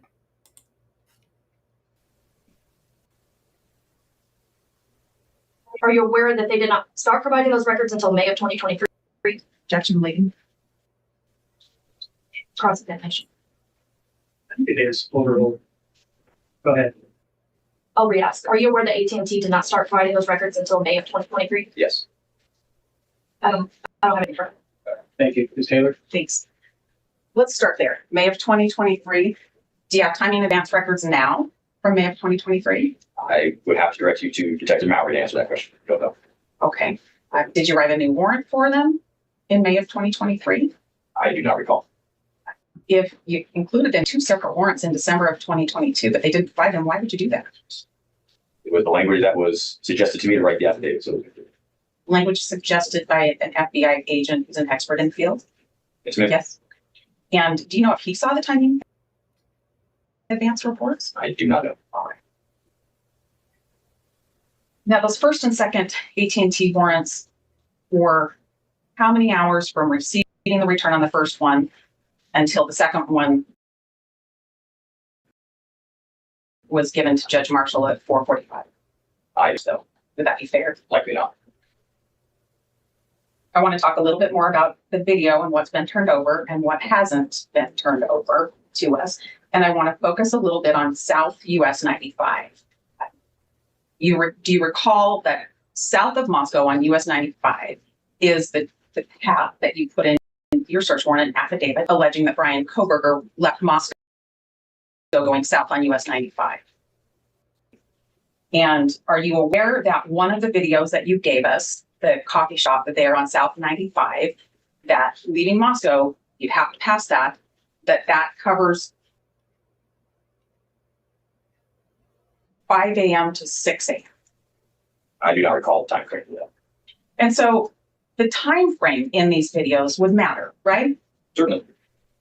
The time frame in the videos to be meaningful would need to cover a time that surrounds the allegations against Mr. Kohberger. Is that fair to say? You could say that, yes. Okay. And aware that Wasser Construction had a video, and that also has a very limited time frame, like 5 a.m., just 1 hour of video also. Sounds vaguely familiar, yes. And that's also south on Highway 95. Is that right? Yes, ma'am. And the one we talked about today, Monday's machine that nobody could find, that clearly was given to Moscow Police Department, that's also south on 95. Yes, ma'am. Okay. I understand that you had a lot of help on canvassing and collecting things. There was a lot to do. But as the lead agent Hi, Sally. and the lead department, is there some kind of inventory of these videos, like a general inventory that would help me know what you have and why you don't have the relevant timeframes? The inventory that would be most useful to you is the inventory of evidence that has been booked into the Moscow Police Department. That's the inventory. And I did come see the evidence. That's fair. I did come see the evidence. We didn't watch videos together, though, did we? No, ma'am. And would you agree that that evidence is on thumb drives with stickies on papers that tell us different things, but not like an inventory of what's on each thumb drive? I am not aware of an inventory of each individual thumb drive. Okay. So for us to do that together would take some days to inventory it all together. Is that right? Yes, ma'am. And that's my best way to try to find this Monday's machine and Wasson Carty Construction. Yes, ma'am. That's it. Thanks. All right. Ms. Taylor? You can follow up on that, Ms. Jennings?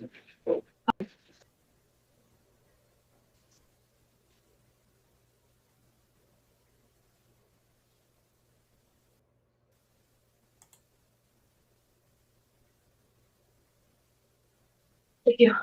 I just want to clarify what's in your probable cause. Let me pause real quick so I can answer translucent here. I think what Anne's getting at when she's talking about all the questioning of this video is that not only is the pertinent video for the time frames that would be important missing, but the video that was produced are for time frames that are irrelevant, like 5 to 6 a.m. You get 1 hour of video from 5 to 6 a.m. And she's saying to Payne, well, don't you think the videos that would be more important would be the ones like around the time of the crime, right? Around the time of when you're accusing him of being in Moscow, committing these murders. So, 5 to 6 a.m. cameras from 95 South aren't going to really matter to us when you're claiming in your probable cause that you have video of suspect vehicle 1 leaving at a high rate of speed in front of King Road, right? Where's that video?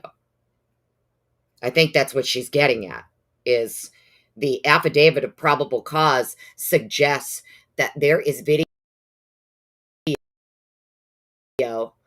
Danger zone. Hello, how you doing?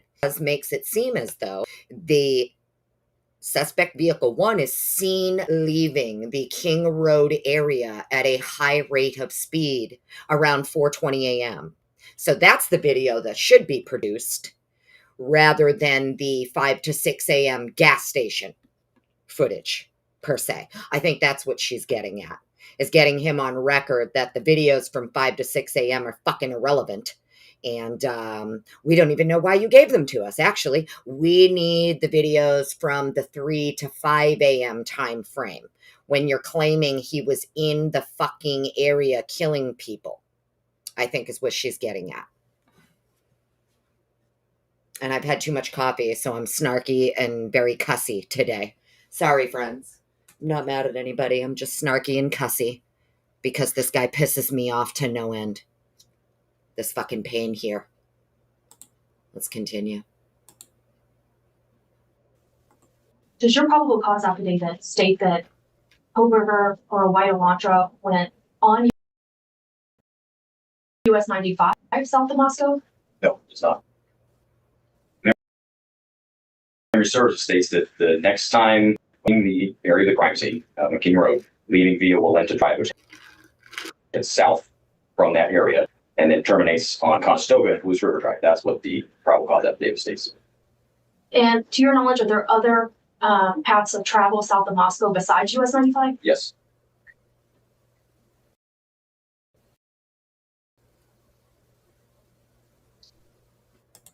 I believe the one referenced in the affidavit goes from Blues River Drive, which turns into Sand Road at the state line, not the Idaho-Washington state line. That road continues westbound until south of Pullman and eventually leads north into Pullman at Bishop Boulevard, if memory serves. And does that path of travel go by Watson Carey Construction? Do you know if it does? Did you attempt to obtain surveillance on that path of travel that doesn't go through 95? Yes, it did. And were you successful? I don't believe we were. I don't have anything further. Okay, thank you. Ms. Taylor? Are you testifying that Mr. Kohberger did not use Highway 95 south of Moscow on November 13th? I'm testifying that there are various routes that a person could take south of Moscow to include Highway 95. There are also several others. Which one does your map depict? I believe the map starts well south of Moscow, forward more towards Genesee, and there is the line that starts there. However, I would direct you to the paragraph at the beginning of the map that says this is a possible route to travel between the two locations. So you're just not sure? Yes, ma'am. Okay. That would include then Highway 95 south of Moscow. Yes, ma'am. And that would Pause that include there other for a possible minute. routes. Heather, you heard that, right? He directed her to the other paragraph where it talks about the two locations. Two locations. Right? Isn't that what Mowry said too? Two locations. Interesting.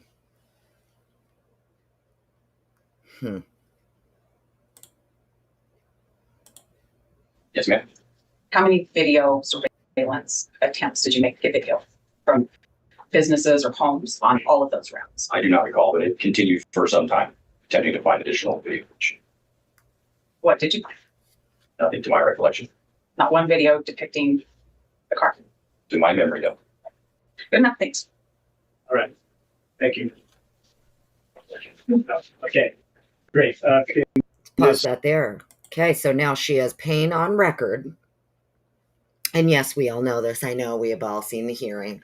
I'm just reviewing for anybody just joining. Hello, welcome. Just me doing geek shit, reviewing what these people say under oath. Okay, she's got Payne here on record that none of the videos, to the best of his recollection, none, 0 of the videos show the vehicle. Okay, so let's make sure we get that on record. Nobody knows what the two locations are, Sally. According to Mowry, though, he got two locations in his little cast data return or whatever he was given. And then we got Payne here talking about 2 locations as well. So, exactly. How many videos did you find on all of the routes south of Moscow? None. Right. Now, I think what's even more interesting is the fact that she's alluding to, well, don't you think, like, the time is important, right? Shouldn't, 5 to 6 a.m. is probably not going to be very pertinent for videos. We're going to need those. We're going to need the videos of him driving into the area, right? You're alleging that he came into Moscow. You're alleging that you, in your affidavit of probable cause, that, like, I mean, how do you have no map for how he got into Moscow? You claim he shut his phone off, right? His phone was off during the time of the crime. So how could you map his phone leaving the crime, but you can't map his phone going to the crime? And if you allegedly have suspect vehicle 1 is seen speeding away from the crime scene at 4:20 a.m., how do you not have video for that? How do you know suspect vehicle 1 is seen speeding away at 4:20 a.m. if you don't have video of it? You would have to have video of suspect vehicle 1 speeding away at 4:20 a.m. to make a claim like that. So where is it? Wonder if it's that guy Kane's video. I mean, I don't know. They say they have to provide everything, honey, but, I mean, do they? I don't know. There's far too many cases now where on appeal, we learn when a person is able to get their case appealed, we learn that exculpatory evidence was hidden. Exculpatory evidence was buried. Not everything was turned over. So, yeah, I guess they are supposed to provide everything. Do they? I guess it all depends on the case and what agency you're working with and whether or not they're going to stay above board or they're going to do crooked shit, right?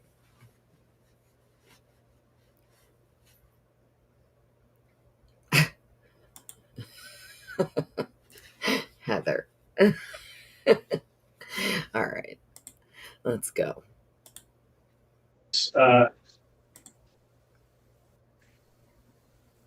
Detective Payne be excused at this point? He can be, thank you. Okay, any objections? All right. Thank you, sir. Thanks for being here. Size up. You're free to stay or leave. Thanks, sir. Thank you. Exactly. Your Honor, we call Siren. Okay, thank you. That's why they did that. Measuring tire tracks that were there for fucking months. Thanks, sir. Thank you. Do you solemnly swear that the testimony you give in this case shall be the truth, the whole truth, and nothing but the truth, and the bounty of perjury? Thank you. So you go ahead and have a seat there, and then please state your name and spell your last. All right, before I play this, though, right? Let's pause that. I want to do a quick survey here, quick little poll. Let's do a quick little poll in chat, right? Typical grocery store is really a pay-to-play game. If you're a big... Shh. Let's do this real quick. I want to do a quick little poll in chat. Now, for everyone in chat, basically what I want to ask you in the poll here is, if you were betting people, and you had to bet some money, right?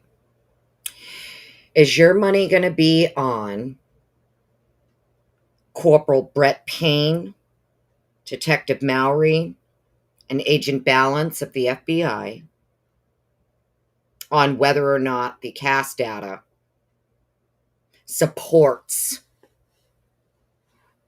Bryan being the killer? Are you going to take their word? So give me a 1 in chat if you think that Mowry, Payne, and Balance have more expertise in cast than Cyray.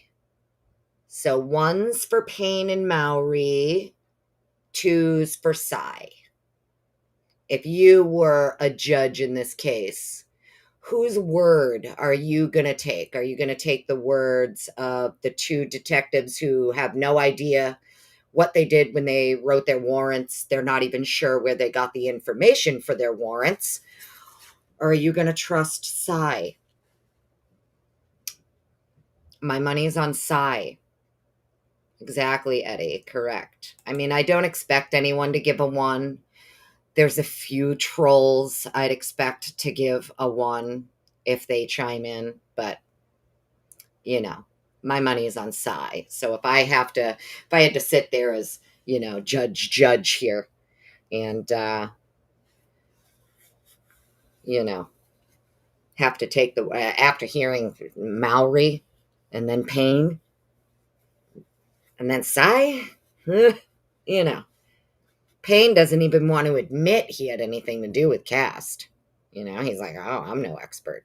Well, we know you're not the expert, which is why we want to know why you were fucking around with those Cast things. Broad shoulders, yeah. Not Joe Rogan. Yeah, my vote is for not Joe Rogan. Right? If I'm gonna take the word of anybody in this case, out of everyone who's seen Discovery, right? I'm going with Bicca Barlow. I'm going with Cy Ray. I'm going with Stephen Mercer. And I'm going with Leah Larkin. Okay. So if I have to trust either the state and Payne and Mowry and some unnamed federal agents outside of Balance and a couple of others, yeah, I'm going to have to say my money is on Mr. Ray here. But I probably have a bias, though, because I just love him and his wife, and I think that they're such awesome human beings, and I love the fact that they basically, came to educate us all on how this shit really works. So, lots of respect for the two of them, because I give law enforcement a lot of shit, but these two came along and kind of restored my faith a little in law enforcement, and I think Cy and his wife are a perfect example of people in law enforcement or who were once law enforcement that were in it for the right reasons, right? And not there to manipulate or deceive. And they were, they actually really wanted to catch bad people and do their jobs correctly and follow protocol and, so anyways, big shout out to Cy and Carrie over at Socialite Crime Club. Love them. Ray, R-A-Y. Yes, sir. Ms. Taylor? Thank you. Good morning. Morning. Will you tell us what you do? Couple of different jobs, but primarily for my role here, I do a lot of consulting, analysis, and evaluating geolocation data as it pertains to mobile devices. Let's talk about how you got to that place where you buy consultation devices. Okay. What background led you to this job? I started with a law enforcement background. I started my law enforcement career in 1995 in Arizona. I started working with the first set of cell phone records in that capacity in 97, late 1997. There wasn't a lot of training, obviously cell phone. Let's pause this real quick. Reports of a verdict in Allen. Let's see.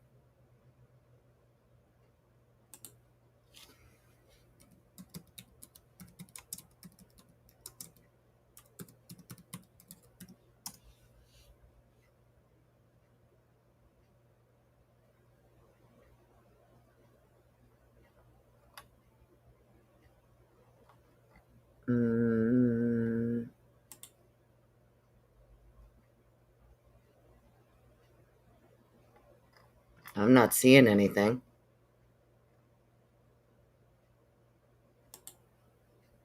Hang on. Verdict is in. 2-hour delay before reading. That's why. Okay. So a verdict is in and we've got 2 hours to wait before they read it.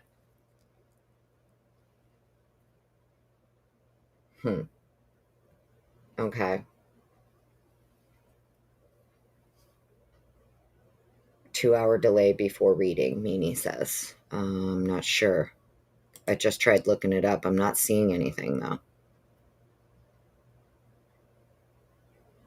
Thanks, everyone, for being here. Appreciate you. Got a lot of people, Sweet and Salty, Joey, Meg. Who else? Meanie, None Ya Business, Yvonne, Christine, hello. Paco, how you doing? Kane B, thank you, as always, for being here. American Princess, Marion, hello.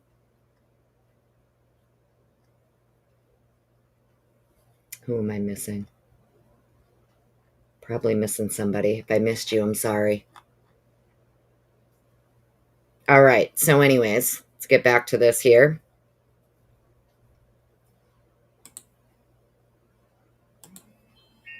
Technology and the use of that in criminal investigations was very novel at that time. So most of my early training came directly from the carriers. If I was working a case with Verizon or AT&T, I would work directly with Verizon to understand the records, what to map them, how to interpret them. In 2000, I started a very small police department in Arizona. In 2000, I transferred to a much larger police department in the Phoenix area. When I made that transition, I took more of an investigative role. I was previously a patrol officer. That investigative role, I started with a DEA task force where I worked with drug narcotic interdictions, and the primary role there was working with cell phone records. So I had some more training experience in that capacity. In 2001, late 2001, I left that position and I went into a full-time investigations position. I started with sex crimes and child crimes, again, using cell phone records and attending what training was available. Again, most of that is from the carriers directly. About 2004, I moved out of sex crimes and child crimes into persons crimes or violent crimes. So any type of a dangerous or violent crime against a person. Continuing to work with cell phone records and attending what training I could. In 2008, I was promoted to sergeant, and I was immediately put into a homicide robbery sergeant's position, where I stayed until 2010. Around 2004, I started doing a lot of work with cell site simulators, and that is a piece of equipment that allows you to physically go out in the field and find a mobile device. In a very brief summary, it's the ability to create a fake cell tower that is mobile, it's in a vehicle. And if I can analyze your phone record.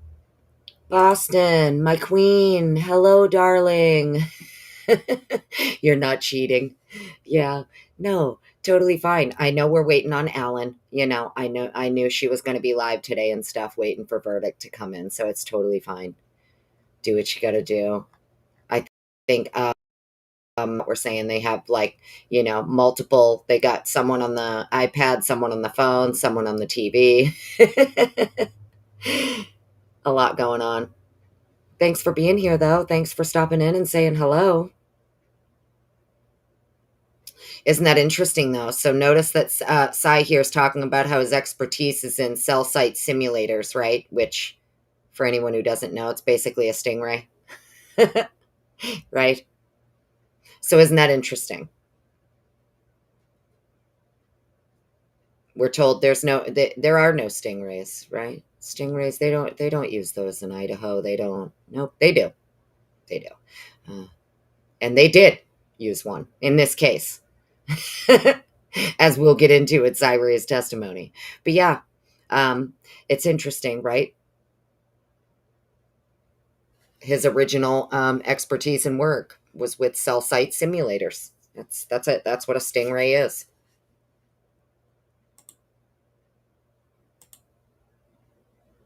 Records and determine a rough area that you're at. I can put the little platform in that area. Your phone will register to it, and I can physically track the phones. It's in courtrooms, it's in a bedroom, wherever it could be. In 2007, our agency purchased that equipment. So prior to that, I was working with other agencies looking for devices using it. In 2007, we purchased our own equipment. That purchase also prompted more training. The company is owned by Boeing. They came in and I had 80 hours at that point specific to cellular network engineering, how to go out and actually conduct these surveys to understand how a particular cell phone network works in a particular area, how to replicate, how to create a cell site that looks legitimate in that area. I worked with that company for a number of years in doing that, hundreds of hours worth of back and forth working, actually going out in the field and doing this. In 2010, I had an opportunity to go to Afghanistan as an advisor in charge of an undercover Afghan. All right, sidebar, because this is purely my speculation here, and maybe someone who's an expert like Cy. Maybe this will be, if they ever do another Q&A, I'll ask him. Is it possible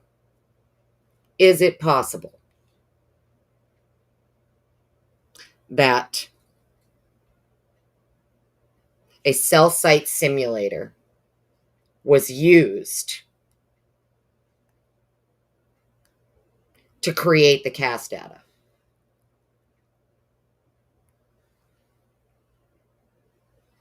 You understand where I'm going with this? Like, is it possible that after the fact, a cell site simulator was used to gather up phone data and then use that phone data to create a CAS report, to make a map and all of that stuff? I don't know.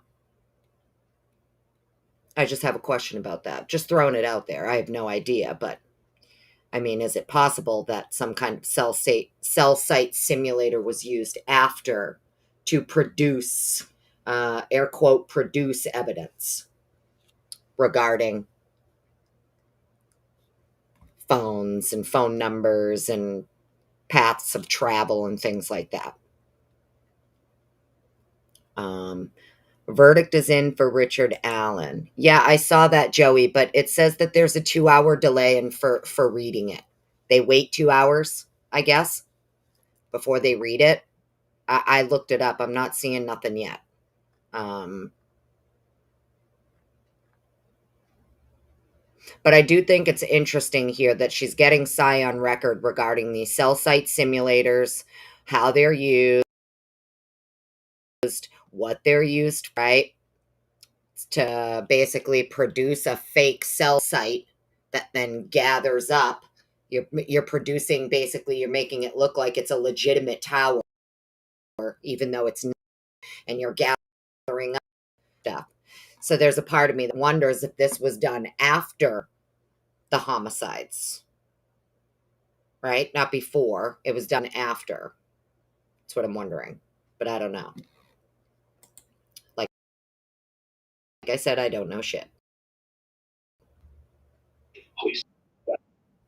IED cells. And again, we would look at different types of technology that we could leverage in doing that. I came back in 2000, late 2010, early 2011, and went back to the police department. In 2012, our department created a position that this was a full-time position. Now that's all I did was track phones pretty much every day, using cell site simulators, using phone records, whatever technology we could leverage.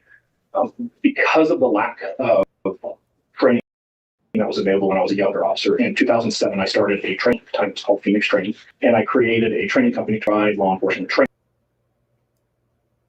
training, specifically as it relates to cell phone records. I've been providing that training from 2007 up to, we're about 2013 now. I was really frustrated with the lack of software and training available to law enforcement. It's very complex and clunky, for lack of a better term. So I began researching and teaching myself how to do some basic computer programming, and I wrote a program that I could take phone records from any carrier in the United States, and I could put it in this program, and it would immediately map hundreds, if not thousands, of connections. It was pretty unique at the time. There just wasn't a lot of options out there that was doing the geolocation. There was a lot of analytics to who's calling who and how often they call that person. But specifically to put it on a map for detailed geolocation data, there was a big gap in the market. It worked. It worked really, really well. And at the time, because we were tracking phones in the field, it gave me this very unique opportunity where I could use a search warrant, get phone records, analyze the phone records, come up with a hypothesis that this phone is most likely Thursday at 2 a.m. going to be in this neighborhood, and then physically go to that location to recover the phone. And then I could evaluate, was I right? Was I wrong? Do I need to tweak something? Mid-20, our agency was assisting a lot of these because we had, for a better term, we had progressed significantly on our ability to find the phones. I had a lot of agencies asking me for a copy of my mapping program, and I was just about at 20 years at that point. I realized maybe it's time to go do something else. So in May of 2014, I retired from the police department, and I started a company called ZETX, Z-E-T-X. And we offered a couple different things. So we had the mapping program that I just described. Obviously, when I'm running it on my laptop, it can be a little clunky It doesn't have to be perfect. When we started business, we actually hired computer engineers to come in and take what I had written and scale it to a national platform. So we offered the mapping services, which was both real time and historical. We took that original training class that I had built and we scaled it out. So we had a basic 40-hour that would just give you symbols of how to look at phone, what they need, what type of records to obtain. We also started a subject matter expert course. It's one of the first courses in the country where law enforcement could actually come in and become certified as subject matter experts in this field. Did some training courses as well that we created on drive testing, so the ability to go out and scan and monitor cellular networks. Because of those two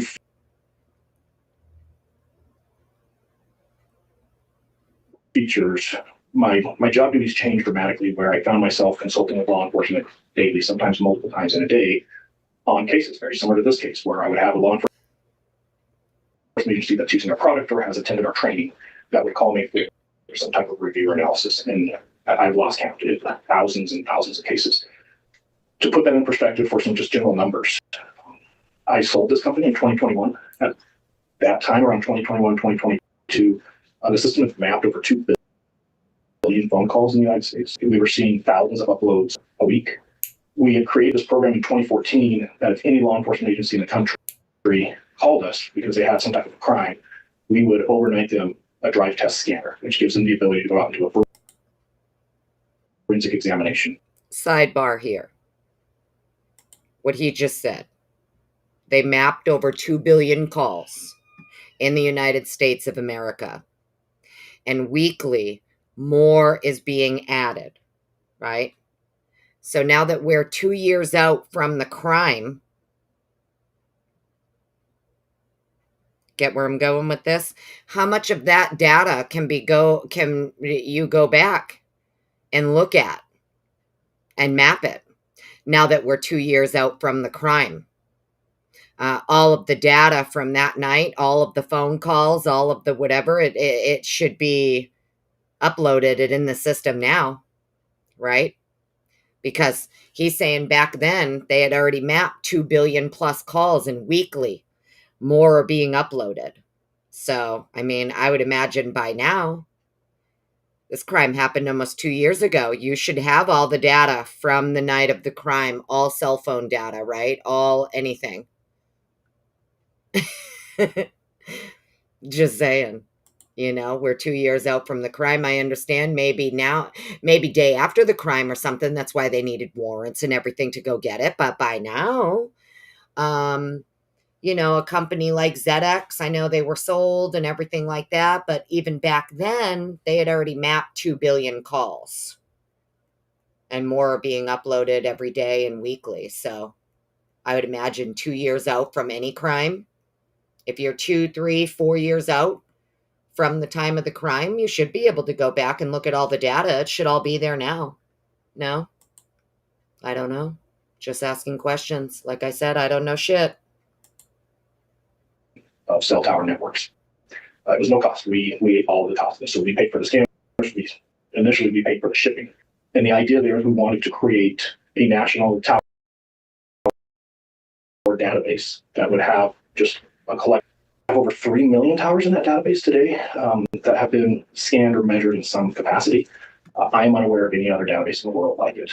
And we use that to feed the mapping platform to increase the accuracy of the mapping. Something that we did that was very unique with our company is we actually provided an estimated coverage area.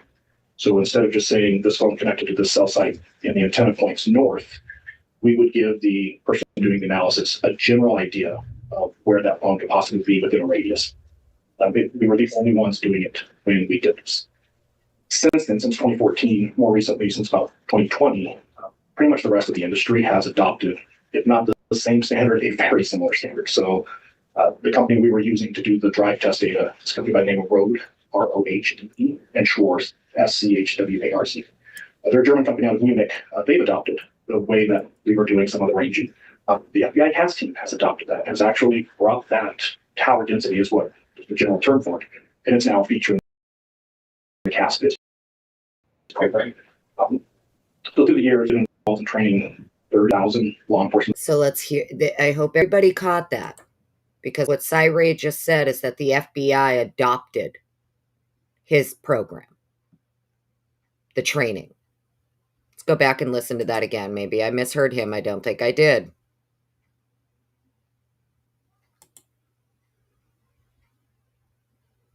And at the time, because we were tracking phones in the field, it gave me this very unique opportunity where I could use a search warrant, get phone records, analyze the phone records, come up with a hypothesis that this phone is most likely Thursday at 2 a.m. going to be in this neighborhood, and then physically go to that location to recover the phone. And then I could evaluate it. So I need to tweak something. Mid-2013, our agency was assisting a lot of other agencies because we had, for lack of a better term, we had progressed significantly on our ability to find the phones. I had agencies asking me for a copy of the mapping program, and I was just about at 20 years at that point. I realized maybe it's time to go do something else. So in May of 2014, I retired from the police department and I started a company called ZETX, ZETX. And we offered a couple different things. So we had the mapping program that I just described. Obviously, when I'm running it on my laptop, it can be a little clunky. It doesn't have to be perfect. When we started business, we actually hired computer engineers to come in and take what I had written and scale it to a national platform. So we offered the mapping services, which was both real-time and historical.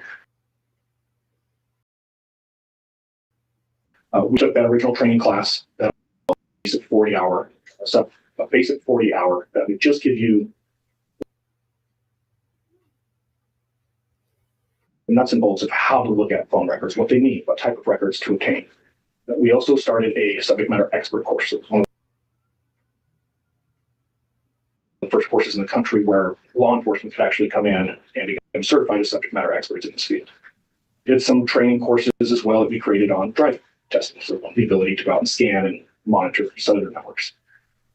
Because of those two features, my job duties changed dramatically, where I found myself consulting with law enforcement daily, sometimes multiple times in a day, on cases similar to this case, where I would have a law enforcement agency that's using our product or has attended our training that would call me for some type of review or analysis. And I've lost count. It's thousands and thousands of cases. To put that in perspective for some just general numbers, I sold this company in 2021. At that time, around 2022, the system mapped over 2 billion phone calls in the States. We were seeing thousands of uploads a week. We created this program in 2014 that if any law enforcement agency in the country called us because they had some type of crime, we would overnight them a drive test scanner, which gives them the ability to go out and do a forensic examination of cell tower networks. It was no cost. We ate all of the cost of this. So we paid for the scanners. Initially, we paid for the shipping. And the idea there is we wanted to create a national tower database that would have just a collection of drive tests. I want to say we have over 3 million towers in that database today that have been scanned or measured in some capacity. I'm unaware of any other database in the world like it. And we use that to feed the mapping platform to increase the accuracy of the mapping. Something that we did that was very unique with our company is we actually provided an estimated coverage area. So instead of just saying this phone connected to this cell site and the antenna points north, we would give the person doing the analysis a general idea of where that phone could possibly be within a radius. We were the only ones doing it when we did this. Since then, since 2014, more recently, since about 2020, pretty much the rest of the industry has adopted, if not the same standard, a very similar standard. So the company we were using to do HDE and Schwarz, SCHWARZ, they're a German company out of Munich. They've adopted the way that we were doing some of the ranging. The FBI CAS team has adopted that, has actually brought that tower density is what is the general term for it, and it's now a feature in the CAS-BITS program. So through the years with training, I've probably been involved in training 30, maybe 35,000 law enforcement officers from around the country. We had about 650 law enforcement agencies within the United States. At some point, all of the federal agencies have used our products in their training. I've done quite a bit of consulting internationally. Towards the end of that period, we started working more with Rohde & Schwarz. Rohde & Schwarz decided that they wanted to look at the ability to implement a cell site simulator in the United States. They had one for Europe. They were considering doing it for the United States. So they sent me their first one for the United States, and I worked with their engineers for about a year, testing it, reviewing it, improving it. So another several hundred hours there. I tried to figure out how many. This is heavy. It's warm. Loads of pockets. Ay, ay, ay, these ads. missions, if you will, of going out and finding phone or looking at phone records, and it is literally this one. I can't tell you specifically. But that would be the background. Sounds like your background is mostly in law enforcement, and then you moved into a specialty with cell phones, cell towers, drive testing, radio waves, all of that kind of thing. That would be correct. Through that, and through the training of other officers to do this work and to use your program, have you testified as an expert in this field? I have. I just wanted to pause so that we could all remember. He just got finished saying he's trained something like 35,000 law enforcement agents across the country. Right? But we're supposed to believe Payne and Mowry. We're supposed to be on a hope and a prayer here that the two of them knew what they were doing. Who's willing to bet out of the 35,000 agents trained across the country, law enforcement agents trained across the country? Mowry and Payne are two that are not.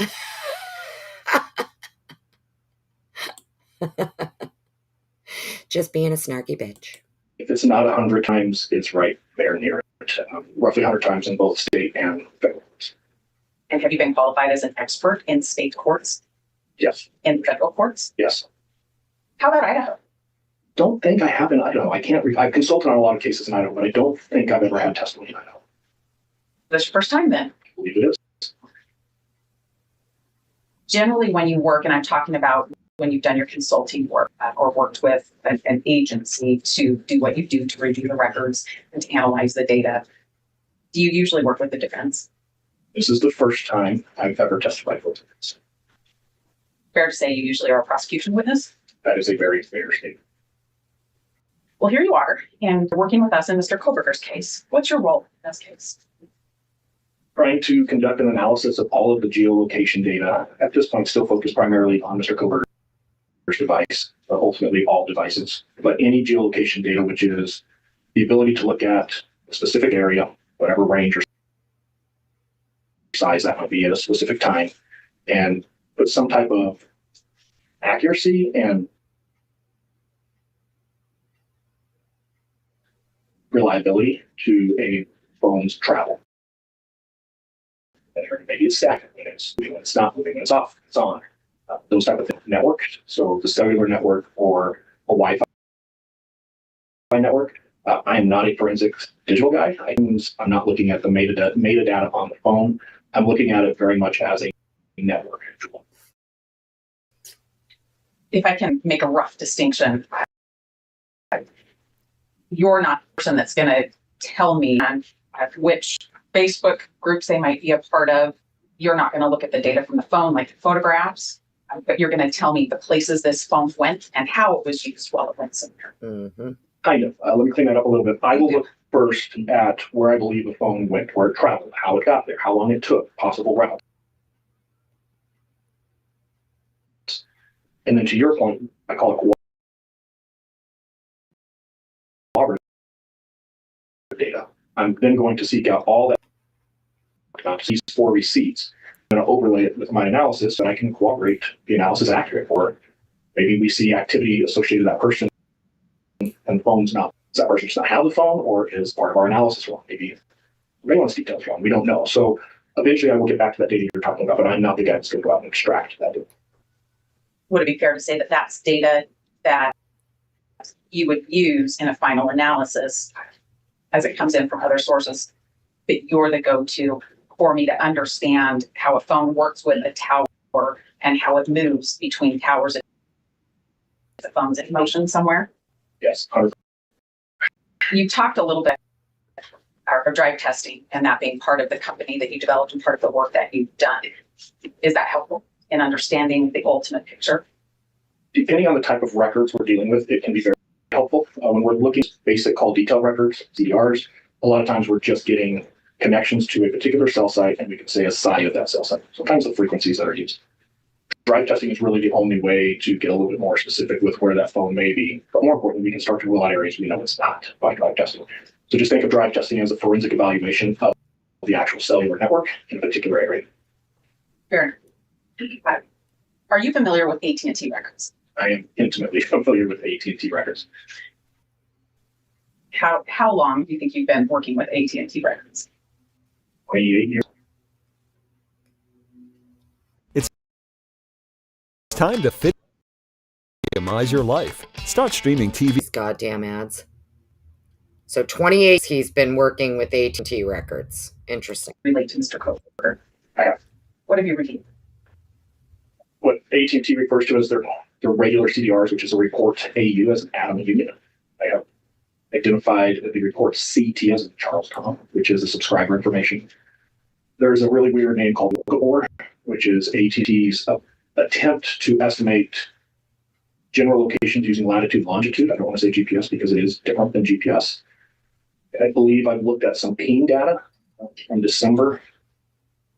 For the most part, that's what I've reviewed so far.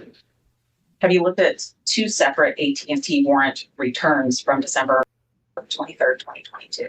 I have.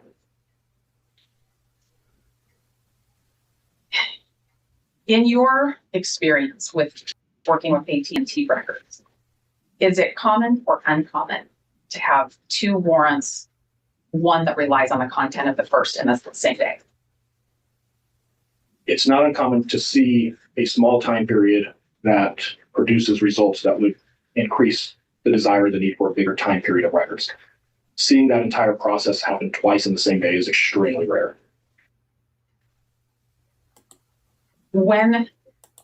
Okay, so let's just get it clear on the record here. Okay. The actual expert, Cyray, the actual expert, is saying that it is incredibly rare. Whatever Payne did with these two back-to-back warrants on December 23rd, Payne and Mowry, and Balance there from the FBI, whatever the three of them were doing with those two warrants on December 23rd, I think he's in a nice way letting us know that there was some kind of fuckery afoot. Just my opinion. Well, the first AT&T record, we called it today the 48-hour AT&T record of Bryan's call detail record. If you were to take that and do an analysis on the call detail record, how long would that be? Depends on the analysis. So I'll qualify that answer with looking at what was put into the second warrant that shows us at least parts of that analysis to include a route that was identified. To do it reliably and feel comfortable that I'm accurate, at least 3 hours. And that's if you know what you're doing and you have all the tools at your disposal. Arguably, you could spend half a day or more doing that. To do that, do you just take these records, printed copy, and know what's on there, or do you have to do something with those records? You have to use some type of a mapping platform, software, and you would take the digital copy, which is typically a text file. You would import it into that program, which would then map everything. But if I'm going to use those results, search warrant affidavit, for example, there's a process that I'm going to go through to confirm the accuracy. Because in theory, if I'm wrong, the entire linchpin of the case is now hinged on this affidavit that I wrote. So before I commit to swearing out to an affidavit, hey, this is what the phone is doing, X, Y, and Z, there's a further process of just mapping it to validate it. In this case... So here, in my opinion, what Cy is saying is that before he's ever signing his name to an affidavit of probable cause that's going to be used to arrest someone, okay, he's going to make damn sure he knows what he's talking about in his affidavit of probable cause, okay, because your whole case hinges on it, right? That's what he just said. So I think that might be a little hint to us that yet again, the affidavit of probable cause written by Corporal Brett Payne is problematic. Okay? It's problematic. And he's telling us why it's problematic and why you shouldn't sign your name to something unless you're 1000% sure you know what you're signing your name to. So, interesting. Right? That he's, I think he's taken a little dig at Payne here. In my opinion, this is purely my speculation, my opinion. He's saying, as someone who did this for a long time, I'm not going to sign my name to an affidavit claiming X, Y, and Z unless I'm 100% sure X, Y, and Z are accurate. Because then your whole case is fucked if it's wrong, right? Just my bad. There's a lot of time distance measurements that need to be performed that can be extremely time consuming. There's some ulterior issues that come up with how that phone is interacting with other cell sites that needs to be analyzed. Again, saying that a very qualified, competent investigator spending half a day just coming up with that basic summary is very reasonable. In that half a day, you would put that record into a computer program and a map would be produced? Correct. What other information besides that call detail record would you need to do this analysis? In the call detail records, I would want the lookup board. It's LOCABR. And I would want the regional cell tower list from AT&T. Does AT&T generally provide that regional cell tower list inside of its record that it produces pursuant to the search warrant? No, I would actually say by policy, they do not. It's a very large, it typically does not transmit very well in email. So they would direct users of where they could go online and download. And have you looked at this record, the 48-hour AT&T search warrant record, the return on that? I have. Did that include the regional tower list? It did not. Okay. So if you are doing this analysis, you put CDR records into a computer program, you put a regional tower list into the computer program, what does it produce? The CDRs would show me cell sites that the phone connected to. In this case, even within 48 hours, there's hundreds of those cell sites. So it would take a while to really look at that. The regional cell site list would show me. I'd be interested to know if it would show him, since he's saying it would show all the cell sites the phone connected to, would that include a cell site that looks legitimate but is not because it's being produced by a simulator?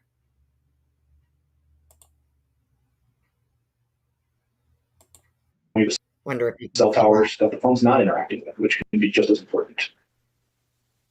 Does it spit out product to you, or does it create something that you can reference to write your next warrant? Depending on which mapping platform you're using, they all create some type of a map that the person doing the analysis on can interact with, and they can change things, they can save things, they can create work product. Depending on that platform, that's saved in different types of maps, but yes, all of them would have some type of a mapping platform. Okay. Would that be consistent with this past draft that we heard about earlier? It's my opinion that Corporal Payne probably is misusing some terms there. I don't see any possibility of the FBI cast team producing.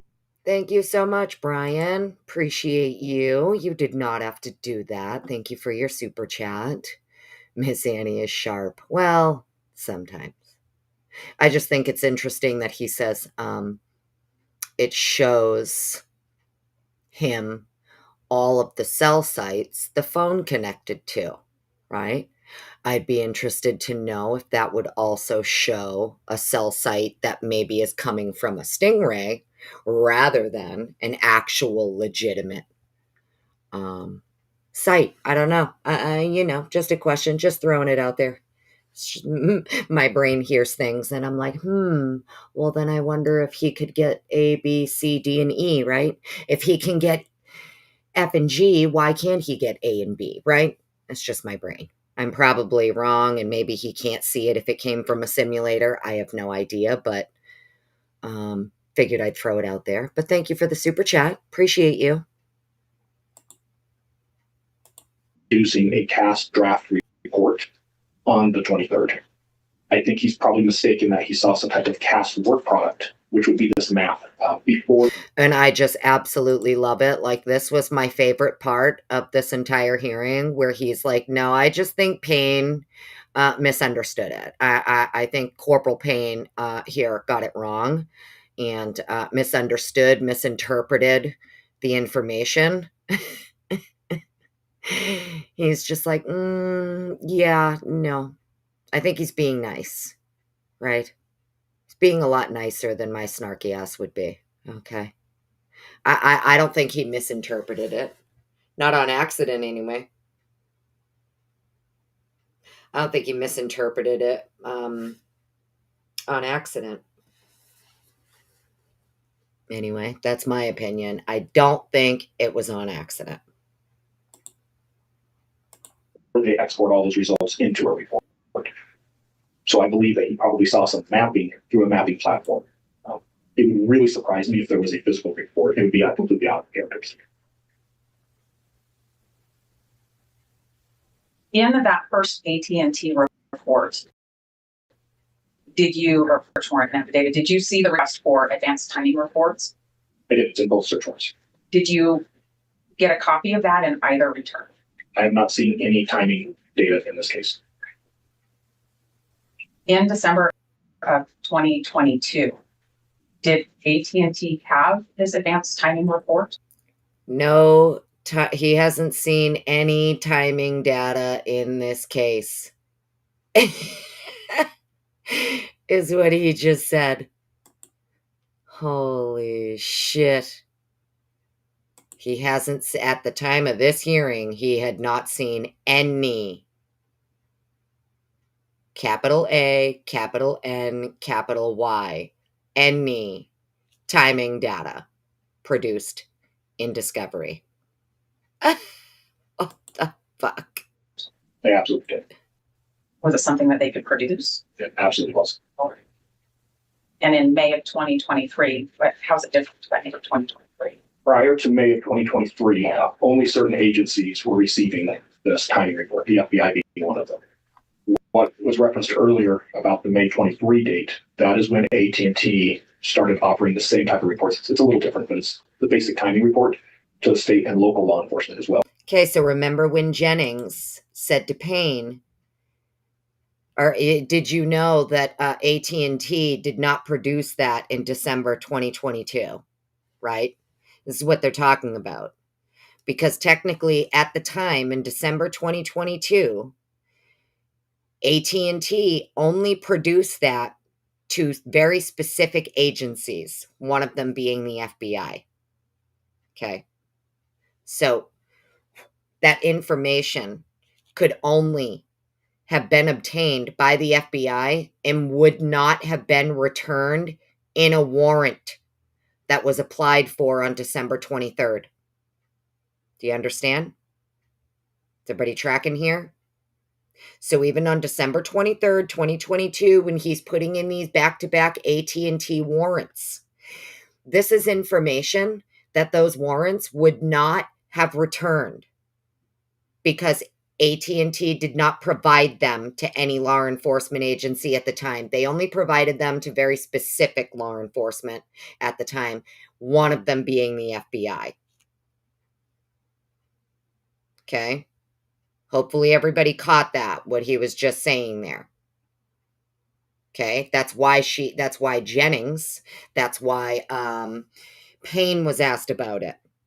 And then Jennings followed up with are you aware? Are you aware that that AT&T did not produce this in December 2022? Okay. Because in December 2022, when he was putting in these AT&T warrants, that is not data that would have been returned. Okay. There's no way the search warrant returned the data. The data could only have come from the FBI because those are the only people who AT&T at the time would release that data to. It's the FBI. So something tells me it was the FBI actually writing the warrants. Maybe not Payne. Maybe it was the FBI agents writing the warrants, but under the names of Payne and Mowry. Maybe it was these FBI agents doing it, but just making it look as though they're doing this under these leads who were actually not leads. Maybe it was the FBI who was lead. Right? And if you're the FBI and you're placed as lead on a case, well, then 9 times out of 10, if you're the lead agency, well, then you're subject to rules of discovery and things like that. Whereas if you're not lead and you're just assisting and all you did was give a tip and maybe just helped here and there, maybe you don't fall under the same rules of discovery. I'm no lawyer. I don't know. But what I can tell you is that what he is saying here, and Cy is confirming it, is that in December 2022, that information would not have been returned in a search warrant. And if it was, it would have been returned to the FBI, not a local agency, because at the time of December 2022, AT&T did not give this information to just anybody. Only specific agencies could get it. It wasn't until May of 2023 that any agency could request this information from AT&T, and they would give it, which is very interesting, because isn't that around the time they were going to the grand jury? April, May. So let's continue. But prior to that date, state and local law enforcement would have to leverage these reports through federal agencies that had access to them. Let's talk about the return on the second AT&T warrant. Did that have the tower list, the regional tower list in it? It did not. Did it have call detail records? It did. What time span? I believe it's from June 23rd of 2022. The historical was as of the date of December 23rd, but there was also a real-time pin register that was added that extended, I want to say, to the end of December, maybe very first of January. What's a real-time pin register? Fucking ads. Ever wonder what the pioneers did about? Can always tell when there's one incoming.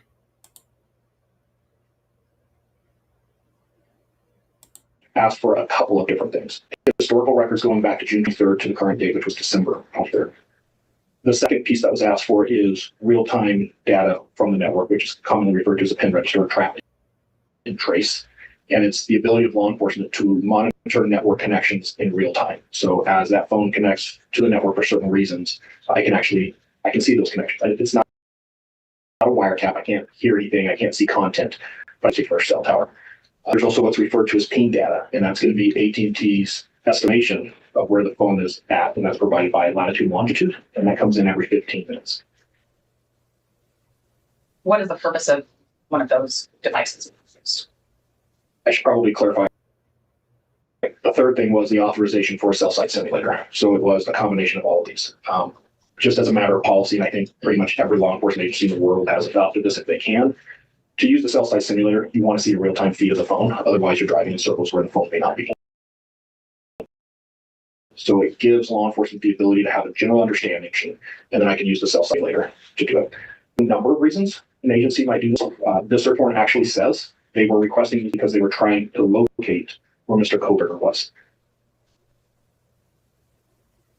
Going to the understanding what's happening right now, is that used so that?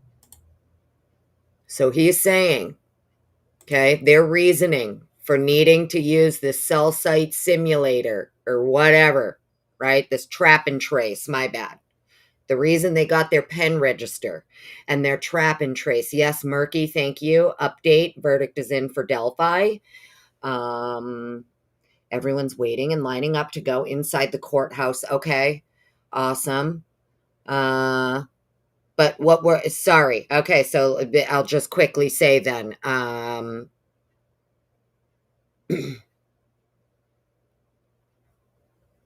No, I just got distracted. Sorry. The trap and trace. Okay. The trap and trace. He's saying here that their reasoning, right, for getting this trap and trace.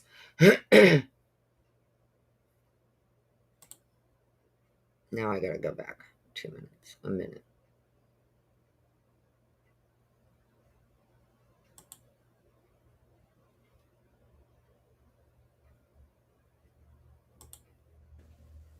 And in May of 2023, how's it different to May of 2023? Prior to May of 2023, only certain agencies were receiving this timing report, the FBI being one of them. What was referenced earlier about the May 23 date, that is when AT&T started offering the same type of reports. It's a little different, but it's the basic timing report to the state and local law enforcement as well. But prior law enforcement would have to leverage these reports through federal agencies that had access to them. Let's talk about the return on the second AT&T warrant. Did that have the tower list, the regional tower list in it? It did not. Did it have call detail records? It didn't. What time span? I believe it's from June 23rd of 2022. The historical was as of the date of December 23rd, but there was also a real-time pin register that was added that extended, I want to say, to the end of December, maybe very first of January. What's a real-time pin register? So the second search warrant asked for a couple of different things. Historical records going back to June 23rd to the current date, which was December 23rd. The second piece that was asked for is real-time data from the network, which is commonly referred to as a pin register or trap and trace. And it's the ability of law enforcement to monitor network connections in real time. So as that phone connects to the network for certain reasons, I can see those connections. It's not a wiretap. I can't hear anything. I can't see content, but I can tell the phone is connected to a particular cell tower. There's also referred to as ping data, and that's going to be AT&T's estimation of where the phone is at, and that's provided by latitude and longitude, and that comes in every 15 minutes. What is the purpose of one of those devices? I should probably clarify. The third thing was the authorization for a cell site simulator. So it was a combination of all of these. Just as a matter of policy, and I think pretty much every law enforcement agency in the world has adopted this if they can. To use the cell site simulator, you want to see a real-time feed of the phone. Otherwise, you're driving in circles where the phone may not be. So it gives law enforcement the ability to have a general understanding of where a phone is operating or functioning. And then I can use the cell site simulator to do it. There's a number of reasons an agency might do this. This search warrant actually says they were requesting this because they were trying to locate where Mr. Kohberger was. Okay.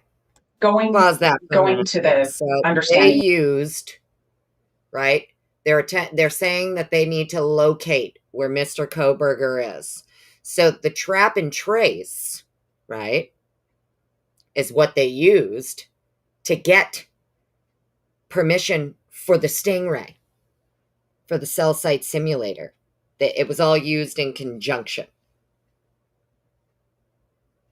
Interesting. Very, very interesting. What's happening right now, is that used so that you don't just know where the phone was 5 minutes ago, but you know where it is right now? Within a time period, it's not a perfect system. There is a little bit of delay and the information comes in intermittently. So it's not a real-time feed of giving constant evaluation of where that phone is. But if you know what you're looking at and you've done it long enough, you get a pretty good idea. I heard you say that this is to try to find out where Mr. Kohberger is. In the information that supported this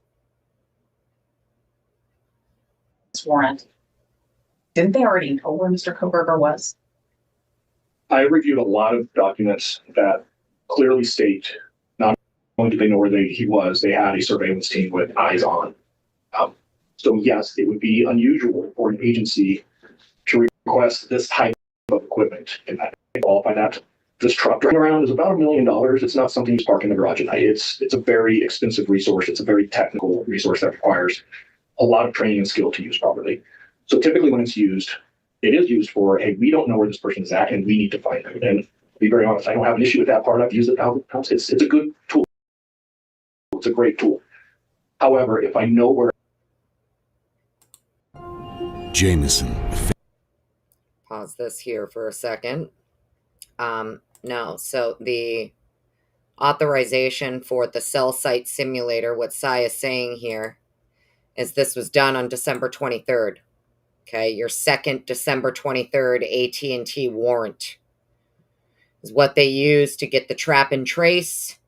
The trap and trace is what they used to get permission to use the cell site simulator. They all were in conjunction together. He said all three things were in conjunction together.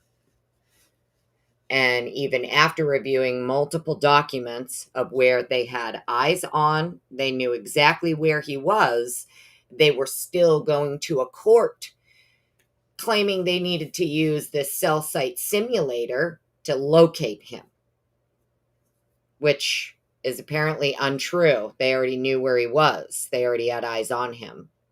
So they didn't need to try to locate him. They already knew where he was. But for some reason, they're lying to the court to get the cell site simulator. So that's why I asked earlier, is it possible that they did all this cell site stuff after the crime, right? Like if you have to make it look like someone was somewhere to fit your map and you need the cell phone stuff to match your map and blah, blah, blah. I mean, I'm just saying, it's almost, a lot of people have said they reverse engineered the case, and that's exactly what it looks like. It looks like they went and did all this stuff way after. And this is after they already had eyes on him and everything. They're getting this $1 million vehicle even after they already have eyes on him. And they're lying about why they need the $1 million vehicle. They're saying they need it to locate him, when in fact, they already knew where he was and had eyes on. Interesting. Probably disingenuous for me to get a search warrant justifying that I need to find him. I want to switch gears and talk about the CASBIZ program. Are you familiar with the CASBIZ program? I am. Why? I've worked with a lot of agencies that have used it and accessed it. So I've worked on cases where we've used different mapping platforms to do kind of a compare and contrast as a peer review. So they would create a work product, we would create a work product, and we would check each other's work. Because at the end of the day, we're just looking for the accuracy. We want to see if there's any errors in that. I would say I probably have worked with the CASBIZ reports several dozen times, maybe 50. I'm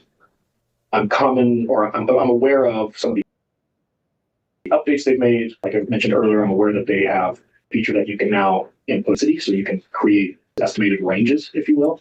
And I'm very familiar with the basic settings that have certain controls you can do, like time zone. What time zone am I going to have? Am I going to use the coverage density? Am I going to save my work? Am I going to just exit the program? I physically have seen those features a number of times. As it relates to this particular case, have you had a chance to look at any exhibits prepared by Detective Mallory using the CASBIZ program? Yes, but I should clarify. One of them I'm pretty familiar with. I believe it's State Exhibit 48 that was used for the grand jury. The others I had never seen until I believe it was last week. So I'm probably going to have to look at those if you're going to ask me questions on those. But State's 48, I'm pretty familiar with. I want to ask you a question about that.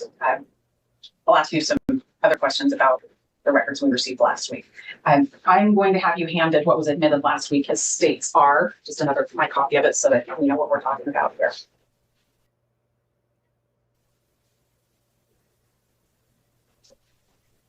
Okay. I'm curious about what was needed to go into CASBIZ to create that. So when I open the CASBIZ program, I have to input what I'm going to refer to as source data. So let me define source data is any data that is in electronic format, typically a text file, that the CASBIZ program is going to link to this mapping session and use that source data to create the images we're seeing.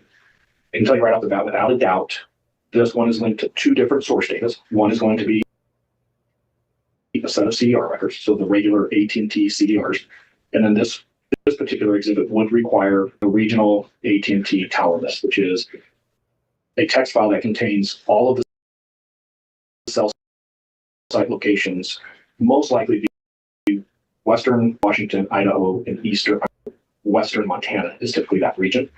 But there's no way this map was created without the AT&T towers. It's physically impossible. Is the AT&T tower list, was that contained in the call detail records that were obtained by search warrant relating to Mr. Kohberger? It was not. All right. And in the CASBIZ program, when you input the CDR call detail, you guys catch that? He is saying the map that was produced, there is no way they could have produced this map without the specific data from AT&T. Okay? So back in December of 2022, the data that AT&T only provided to very specific law enforcement, that's like what he's talking about, right? They wouldn't have been able to make this map without that data. That's literally what he's saying. There is no way that that map that he's looking at, that she gave him, could have been created without the data from AT&T. Okay? The map is bullshit. Exactly, William. Yes, the map is bullshit. And Sai's telling us it's bullshit.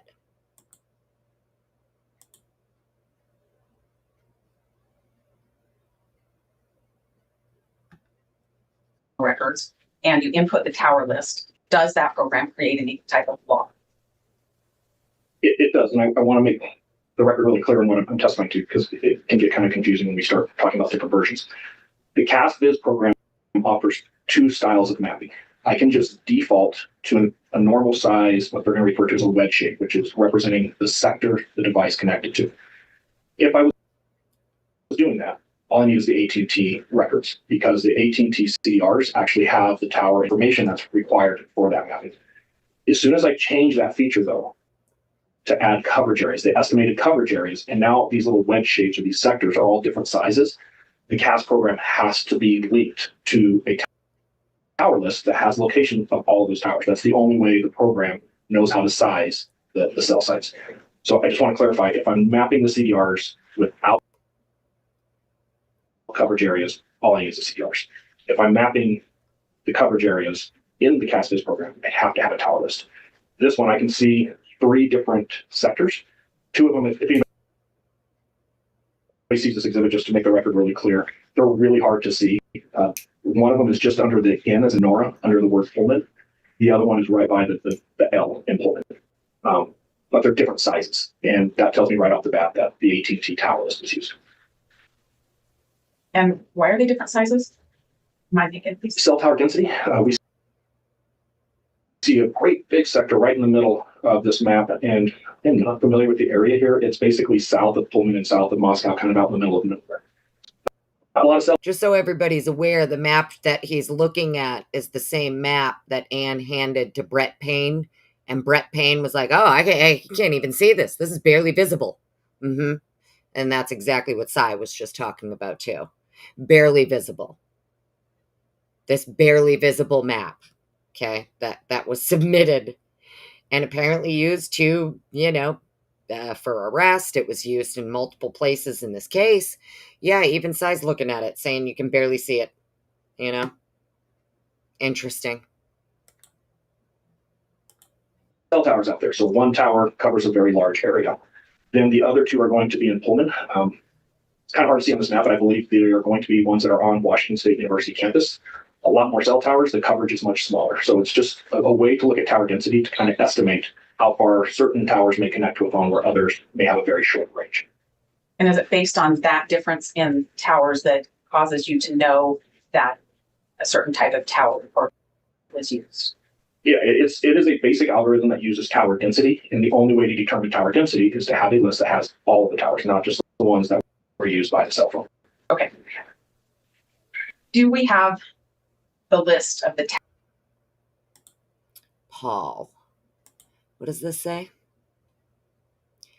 Maybe Annie could find out for us. Her BFF talks to MPD a lot. Maybe I could find out for you if my BFF talks to MPD a lot? I don't think so. I highly doubt that. We don't talk to cops unless it's absolutely necessary. So I don't know what you mean, Paul. My BFF. Maybe Annie could find out for us if her BFF talks to MPD a lot. I don't think so. Doubt it. Highly unlikely, friend. The tower list that was used by Detective Mallory in developing that exhibit. Detective Mallory stated he did not use a tower list to create this exhibit, so no. But I'm not sure how to answer that other than I haven't seen one. Should it be there? It is physically impossible to create this map without it. If you had the logs from the CASVIZ program, would that give you more? You hear what he said? He reiterated it again. Physically impossible to create this map without that data. Impossible. Impossible. However you want to say it. Okay?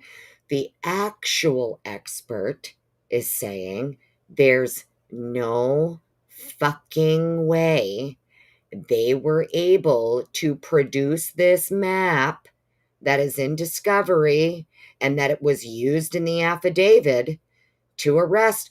There's no way. they could have produced this map without that data. And he knows the data didn't exist because AT&T didn't give the data to any law enforcement agency at that time. It was only given to FBI at that time. Very specific agencies are the only ones who could get their hands on that data. So he's letting us know, nope, impossible. More information about what was used? It would. We would need the CASBIZ program as well. The logs are saving certain settings, and it's a JSON format, which is just a software language. We could load that JSON file into the CASBIZ program, and for the most part, we could replicate exactly what was done. If I understand that, to turn it around, in order to replicate that and to see what was done, you would need a CASBIZ program. Is that right? Correct, and preferably the same version that was used. And you need a JSON file that was made by Detective Mal. Is that right? Correct, and depending on where the software, because it may not be automatically linked. Anybody who did PowerPoint 10 years ago, you make a PowerPoint on one computer, you save it on a thumb drive, you go to a different computer, all the links are broken. It could create a situation like that. So you would probably need the original source data as well, just to be sure. What's the original source data? In this case, it would be the AT&T CDRs and the cell tower, the regional cell tower list. From that time? Correct. Okay. Well, no, if we're trying to recreate this work, this is where it gets a little bit complex, we would need the exact AT&T tower list that Maori used but didn't use, which makes it really difficult because AT&T updates these on a fairly regular basis. If he used and I use an April list, the results could be different. Okay. Right, so this is it. Let's make sure everybody understood that. He's saying in order for him to recreate the work Maori did, he needs the work Maori did, which he even said, but Maori's saying he didn't use that. Maori's saying that's not what he used. Okay, so we got a problem here, okay? With it, for anybody saying that there isn't a problem with what MPD did in this case, there is a problem. There's a huge problem.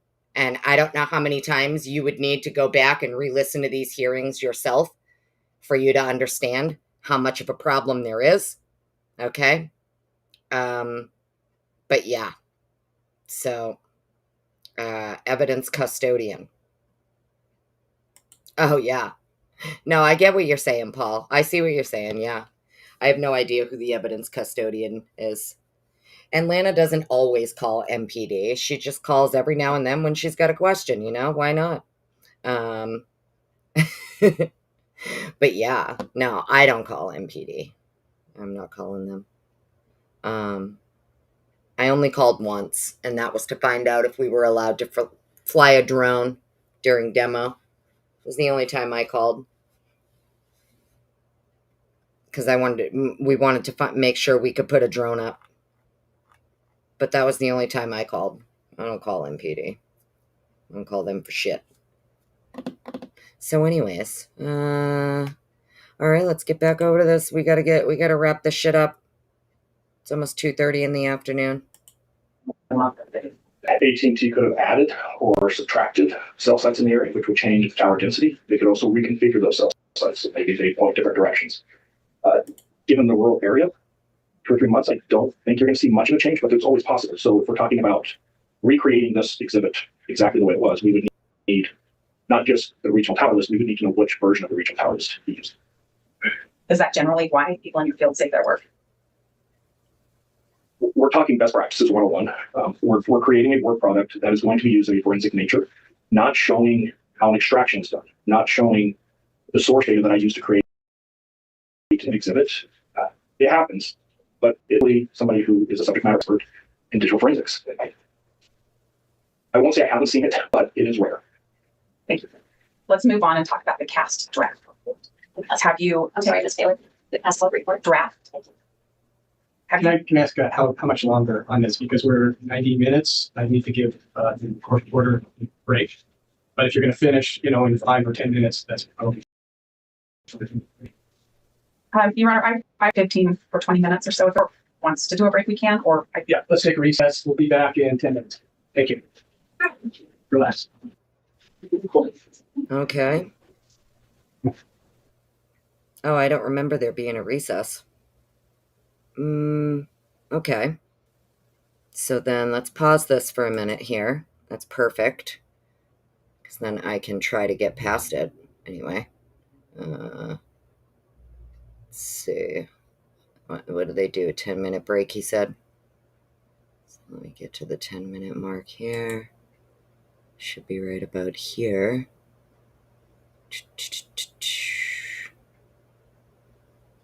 Okay.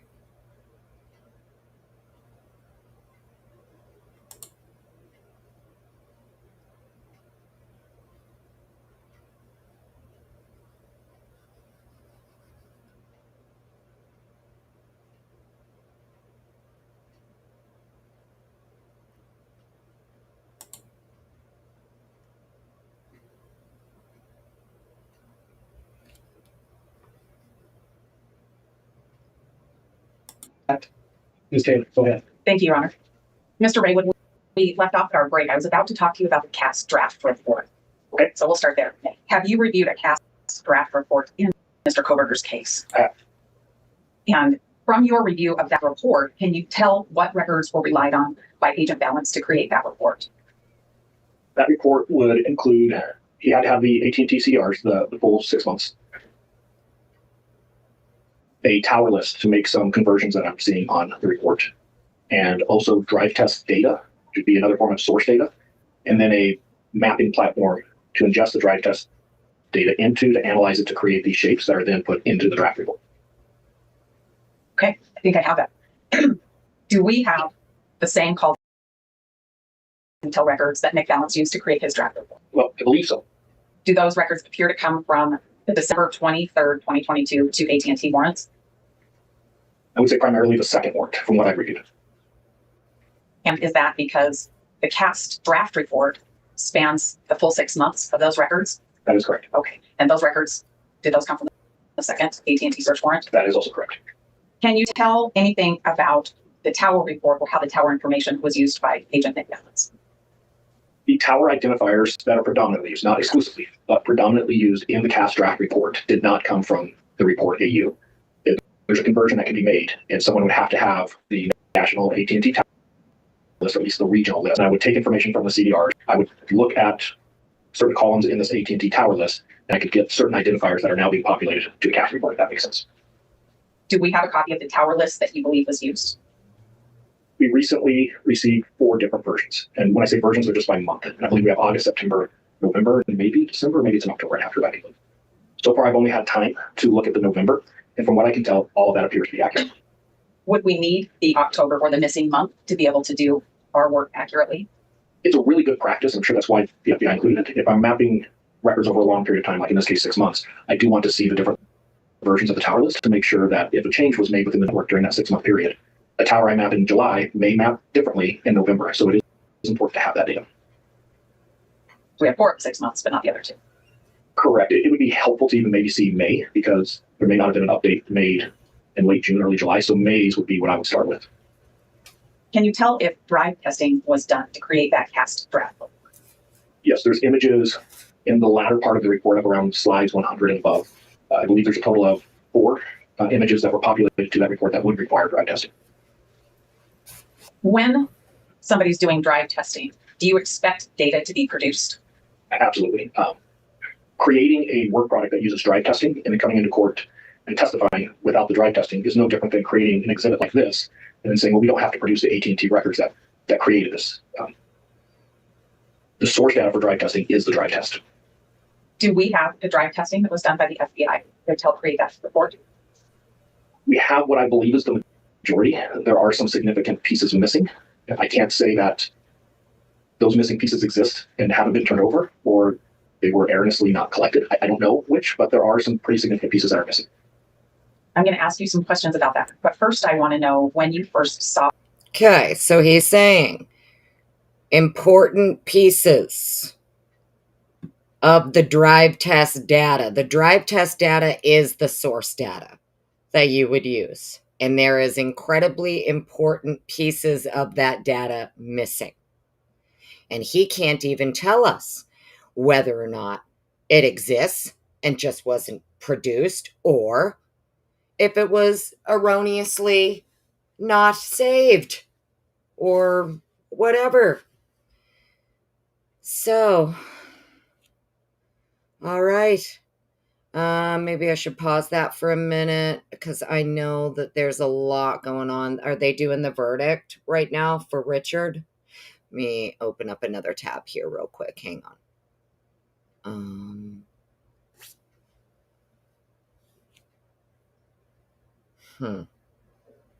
How about someone keep us updated in chat because I really want to get this over with. It's already 2:30 in the afternoon and I still got like 20 minutes aside here. So drive testing data that was produced to us in Discovery. What did that cover? I found a file in the Discovery, I want to say early December, that included drive test, but it was about a 3-minute sample that covered less than a quarter of a mile and a completely irrelevant location. So it added no value to my analysis at all. What were you looking for? What time frame and location were you looking for based on the CAPS draft report review?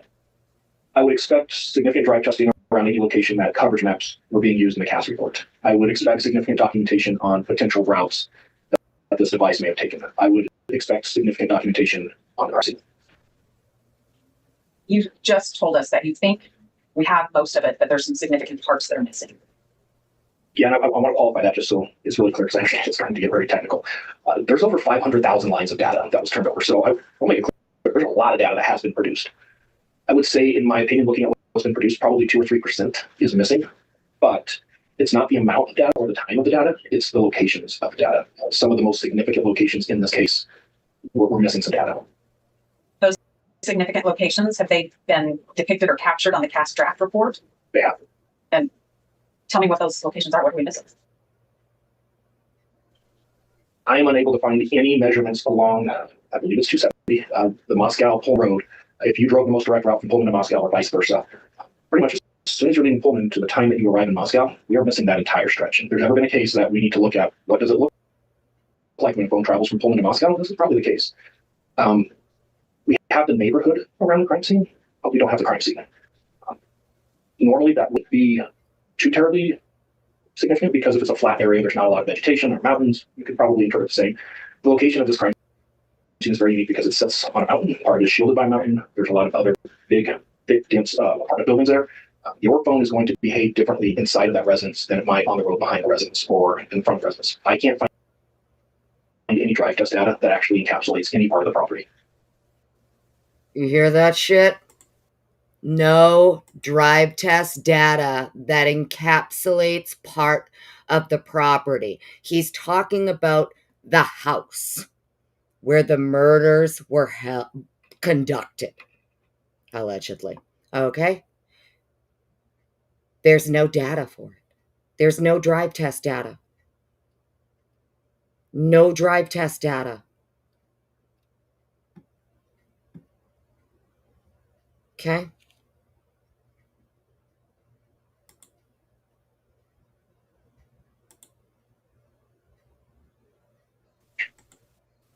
You talked about the device that helps do the drive testing or that captures the data when you do the drive testing. What's that called? It's a drive test scanner. The most common one used in law enforcement is created by Roden Schwartz. That's the same company out here. I'm familiar with where that the FBI uses, and it is a Roden Schwartz scanner. Is it called Gladiator? Gladiator is the company that sells the product to the FBI. Gladiator actually buys this product from Roden Schwartz, and it does what they call white labeling. So they buy the hardware from Roden Schwartz, and they kind of slap their sticker on it, and they put their software in it, and then they sell it to the FBI. But ultimately, it is a Roden Schwartz piece of hardware. And once you have that piece of hardware, once you have this device, does it just work forever, or is there anything that has to be done to make sure it's working properly?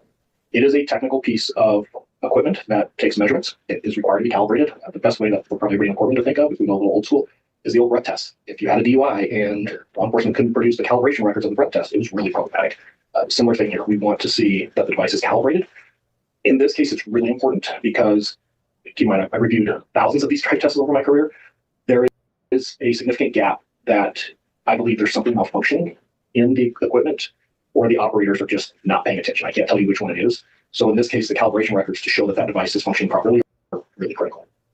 Do we have those calibration records on the device that was there more than one device used? There's actually 2 devices used. And was this drive test done on just one day? Is this a one-time shot? No, I think there's maybe 5 days total that I've seen drive test data collected. Okay. Okay, So now let's talk about the clarify calibration. that. 2 different devices used, 5 days worth of drive test data, and at some point, one of the machines is malfunctioning, or the operator is not paying attention to what's happening because there's significant portions of it missing. Ay, ay, ay.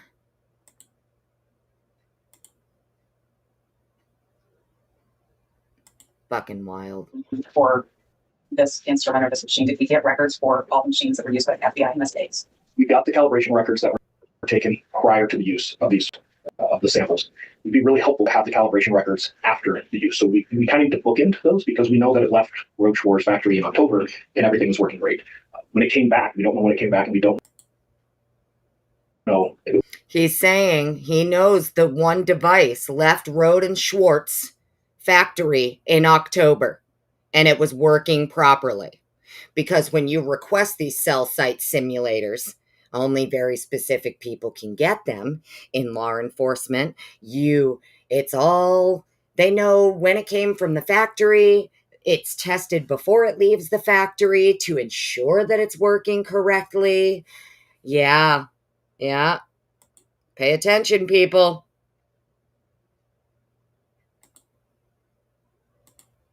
It was functioning properly when it came back. It's not uncommon for there to be errors. I saw a report and said it came in and it had 2 errors. It's not the end of the world. The sky doesn't fall. You have to get into the documentation to see what those errors were. Normally, the device kind of self-calibrates itself. If you know what you're looking at, the major concerns that you would see, the calibration is off. It becomes very obvious because the results are really flawed. We have what I consider a significant chunk of data for specifically a location where the instrument is running. There's no doubt it's functioning, but it's not properly collecting AT&T data, which is concerning as to why. The machine is functioning, but not properly collecting data.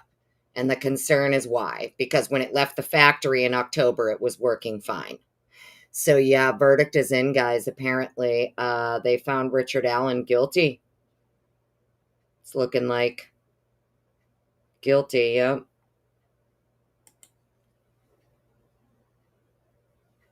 Well, that sucks, considering all of the reasonable doubt that was presented in that case. They still have another hour before it's announced. I don't know. Same with Enton. Enton saying guilty too.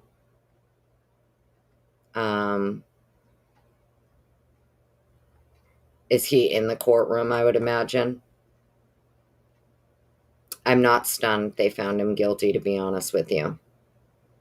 I'm not stunned at all. I don't know if you guys can click the link. It doesn't let me click the damn link when she shares it, but because I'm in Restream, but Sleuthy Goosey. Shout out Sleuthy. Is Lana live? I don't know if I'm allowed to share people's stuff, though. Like, I don't know if I'm allowed to share other creators' lives and stuff. Yeah, it has been announced. Okay.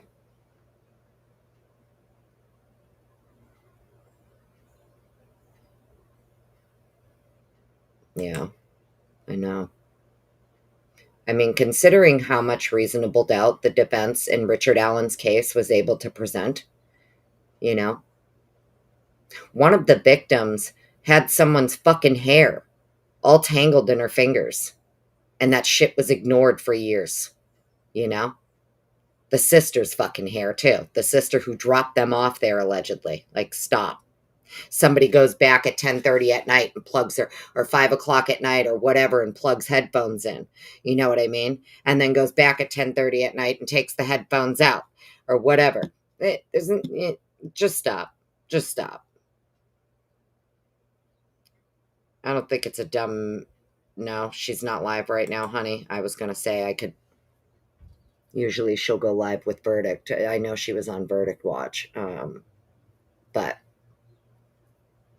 Yeah, I didn't think they were gonna, honestly, I didn't think they were gonna acquit him. I'm not gonna lie. I figured, nope. Sucks too, because there was a lot of reasonable doubt. So, yeah, exactly. Rooted hair too. That's what I thought, Colleen. That tells me that she was in a fight. She was fighting the sister. I mean, the sister's hair. Yeah, German. Kelsey German, right, is her name. Ended up being all up in Abby's hand, and they just ignored it for a few years. Yet again, another case where things are seemingly ignored, evidence is seemingly ignored. It's interesting.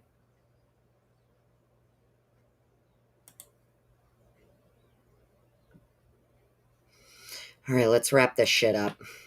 Because there were multiple drive tests done, and you talked about bookending these calibration reports, would you need to bookend all of the time that the drive testing was done with these calibration reports? And what I'm saying is, if there's something done in November and then drive testing done in December and then something done in January and then maybe some in March, do you need the bookend calibration reports around each of those drive tests? You would. To date, I haven't seen any drive test data, I believe, beyond January 5th. And I'm not sure the time zone, so maybe it could creep into January 6th. But if there's any drive test data after the first week of January, I'm not aware. Okay. So in our case, no drive test data at this point that he has seen after the first week of January 2023. Okay? So for anybody who was wondering what was produced in discovery to the defense, there isn't even fucking drive test data from after the first week of January. Okay? And some of the data, a lot of it's missing. It's data that they claimed that they had when they created their fucking maps, and yet they didn't have it.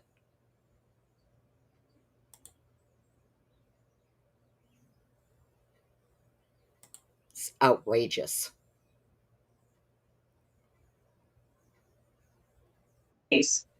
Which months are we missing? For the calibration? Yes. Whatever the next calibration, the FBI would choose when to send these devices in. So whenever that next calibration report was generated for these two devices. On the calibration certificates we have, I think you told us that after the maintenance, it went back into service and passed inspection of function.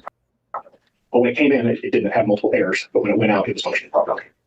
Is that why you need to see the next one on the other side of the drive testing? That is correct. Okay.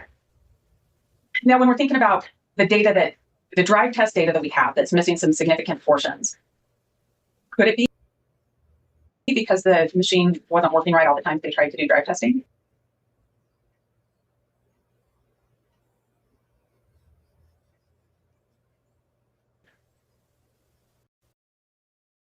Yes. Okay. Is it also possible?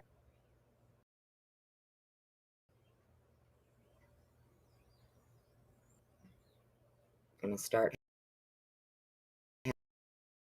having problems. FBI agents using this machine weren't properly trained to do the drive test data? The two FBI agents from prior lives, I believe they're properly trained.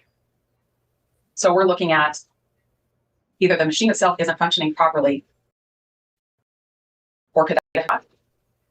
If we're talking about possible scenarios that would cause the shortcoming of data, maybe it was never captured in the first place. I speak to that. The machine erring, at least during one portion of this drive test, I've seen similar errors before. I'm pretty sure they had a small period of time where it had been a very busy day and it kind of gave up for a little while, like any computer will, it needed to be reset. Could be extracted and us not know. It's always possible. I can't rule that out. Is the missing data?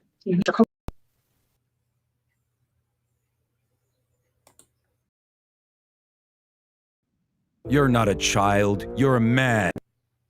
These ads are killing me today. When I got to start looking at evidence, I've had a concern, some report, that there are significant errors in drive testing. It was before I even saw the drive testing. I look at the coverage areas, I can tell you they're wrong. So yes, it's not that they're wrong. Okay, so he's saying right from the very beginning, before he even looked at anything else, he knew right away when looking at the data. He knew right away something was wrong.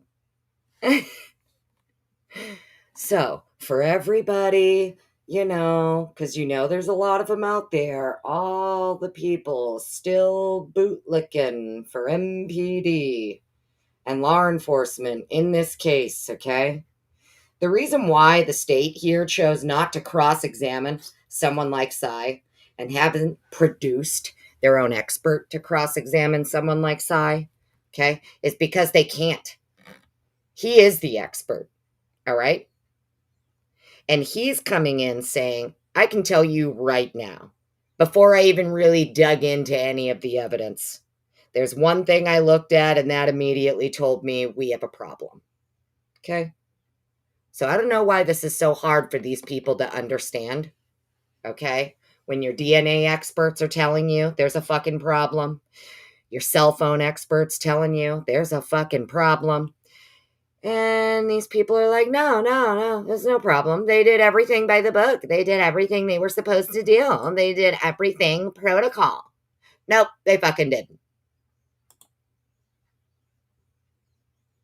People make mistakes, we can fix things. It's a concern that I still don't have the source data that any expert, not just myself, but anybody could sit down and look at and say, okay, I see what's happening here. Here's how we fix this.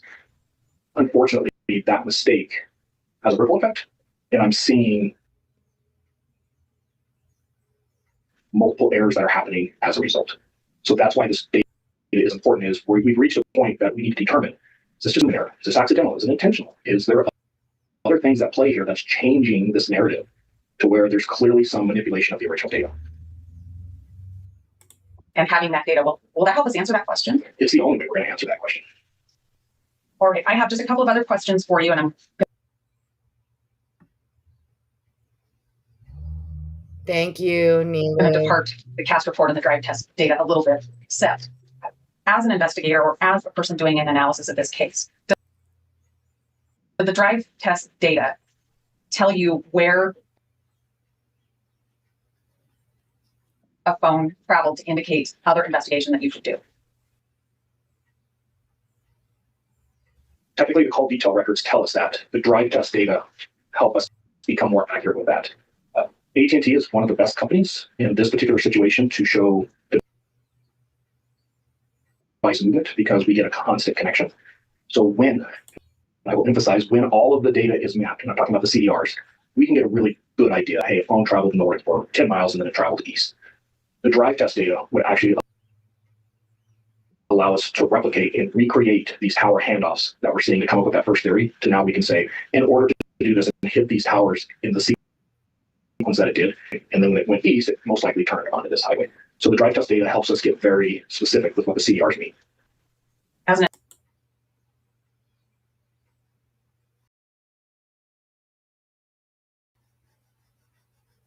investigative work done in this case, when you have the CDRs and call that tell you where a phone's been, is that useful in directing your investigation to what other evidence might be out there, like videotapes? Make us your new game day headquarters. We have the biggest screen.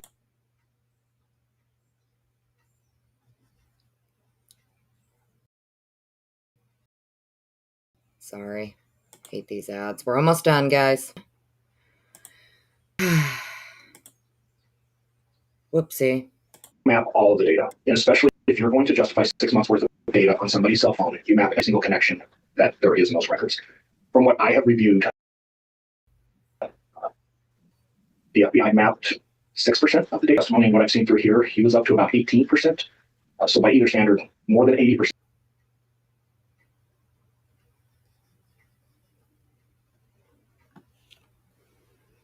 And on both accounts were never mapped or accounted for. And I'm not talking overall.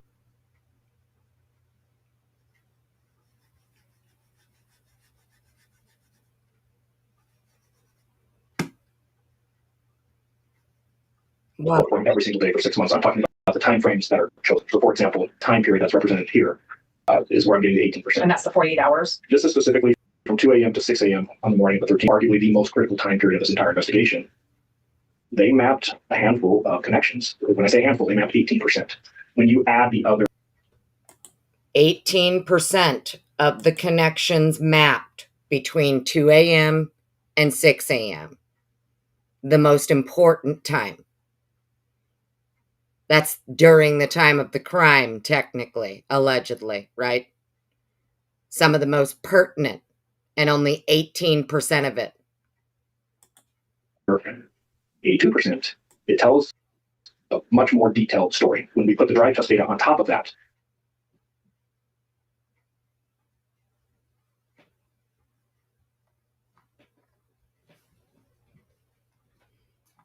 you can get even more refined. But to answer your question on any case, that's this case. On any case, and we teach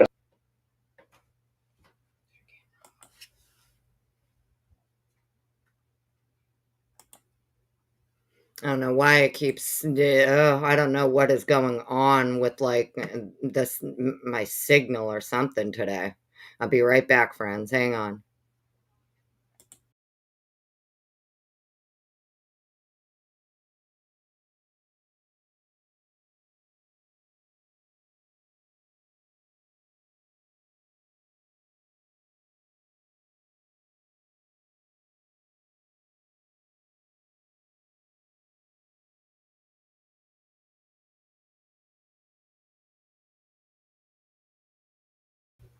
All right. Sorry, friends. Let's finish this up.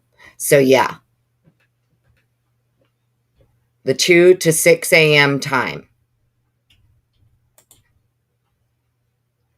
Arguably the most important, he says, time. Right? best practice. We've established best practices going back to 2008 in law enforcement of what you do with this type of data. It is a terrible practice to justify probable cause for this very detailed call detail records that give breadcrumb-like trails for individuals and then not map it. We justify the entire probable cause statement saying we have to have this. Not mapping it and then making decisions and work products with leaving that out is extremely problematic. Last week, we received some additional records that Detective Mowry found when he was preparing for his testimony on this mission to compel. Have you had a chance to review those records? I have. A couple of them are very technical, so I'm not going to say that I've mastered them yet, but I have a good idea of what was provided and what it means. Based on your, I guess not as thorough as you'll do, review of these records, do you have a sense as to whether these records matter to us and what we're doing to defend Mr. Kohberger? Given the timing of these records, from what I can tell in the emails that were produced by Detective Mowry, these records were generated on the 23rd of December. It's when everything starts with probable cause statements. If I had to pick a time when the wheels fell off the wagon, that's the date. There are statements and there's a... Okay. The wheels fell off the wagon December 23rd, 2022, according to Mr. Cyrate. Assumptions made in the records. He had to guess. If he had to take a guess, an educated guess, as to when the wheels fell off this wagon, it was December 23rd, 2022. Okay? So, you know, to say that, right? The wheel off the wagon, if he had to take a guess, right around December 23rd, 2022. So, based on what he's looking at in the discovery, okay, the wheels fell off the wagon, December 23rd, 2022. We have the state here. This is, obviously this hearing is way later. The state here doesn't even try to cross-examine him. The state knows the wheels fell off the fucking wagon, okay? That's why they don't even, yeah. How they're... Oh, for fuck's sake, Fitziana. That's a good one. The wheels fell off the Elantra that the clerk got a pickup. Exactly. Yeah, I mean, pretty wild. The expert here is telling us if I had to pick a day when the wheels fell off the wagon, well, this would be it. December 23rd, 2022, when Brett Payne and Detective Mowry are obtaining their back-to-back warrants The second warrant being for not only a trap and trace, but also to get authorized use of a cell simulator, even though they already had eyes on their target. So that is very, very, very interesting. Will never be supported by the data. There's a lot of claims that are said in these emails, and even the name files of the records are problematic. It does not represent what it's claimed to represent. Sounds like those might be pretty important to us, then, Mr. Kohberger. I could give examples, but I know it's very technical things, so I'm not. It could be extremely impactful to either side. I'm not saying just in defending Mr. Kohberger. It could be extremely impactful in prosecuting Mr. Kohberger. The problem's the problem, not what the data helps or hurts. The content of the data, though, is it helpful to us in representing Mr. Kohberger? It absolutely is helpful. Everything that I've seen to date is concerning to me because it's exculpatory. And I need to clarify this. When all of the records are produced and the dust settles and I have time to review it, I reserve the right to say, no, now I'm seeing everything. Here's what I'm seeing. Because of the piecemealing of the data, because of the missing data, because of data that I'm reviewing that is incredibly inaccurate, everything that is missing is absolutely in the benefit of the defense right now. There's other reports that I believe are missing that I can't tell you are in the benefit of Mr. Kohberger. Okay, everything missing, according to him, this is what I was talking about earlier. I think it was in the other live with Mowry. Cy reserves the right to change his mind. Okay? But he's saying that what he has seen, what has been produced, is exculpatory to the defendant. Exculpatory to the defendant. Okay? So, what he's saying is what Moscow Police Department produced to the state, that the state turned over in discovery, is exculpatory to the defendant. Okay? So, I gotta say, there's a lot of people out there that defend Moscow Police Department and defend ISP and defend the FBI. And I gotta tell you, in this case, it would appear, maybe they kind of don't deserve for you to be defending them, actually. Maybe you shouldn't be defending them. Okay? Because what was produced is exculpatory. And even though it's exculpatory, they still went to a fucking grand jury, a secret grand jury, where only the prosecution got to present their side. Okay? No defense, no nothing. You only get one side of the story. That's why they say a grand jury will indict a ham sandwich. Of course they're going to indict you when only one side of the story is being presented. Okay? But Cy here is saying everything produced that he has seen so far at the time of this hearing is exculpatory. Or in the benefit of the state, if I was contacted on December 1st by Moscow Police Department, there are things I would have absolutely said, you did this today, do not hesitate, and especially come December 23rd. Not because of who it's helpful for, but because those documents are the only things we're going to get that's going to be able to allow us to interpret what it really means. When we don't get those documents and we piecemeal things, it creates this narrative that is very harmful for the defense's case. As I've got documents, it's not harmful for the defense's case. There's a lot of misstatements that happen. So yes, to your question, to date, it is very helpful for Mr. Kohberger. I reserve the right to change that opinion in 6 months, depending on what type of documents are released and what's out there. Fair enough. I need just a minute, but I don't think I have any other questions. Thank you.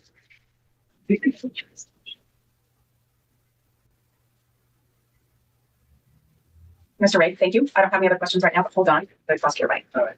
Ms. Taylor, anything? No, I don't have any questions at this time. All right. It's the excuse. He may, Your Honor. Thank you. All right. Mr. Ray, you're free to stay. You're free to leave if you like. Sure. Thank you.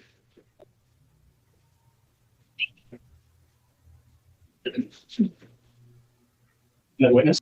All right. Is there another one? Your Honor, we do not have any other witnesses. Okay, let's stop sharing that. All right. Finally. Okay. So we got through that. Okay. Now that we, been a long day already. My goodness gracious. Okay, so we got through Mowry. We got through Payne. now that we've been able to review, let it marinate.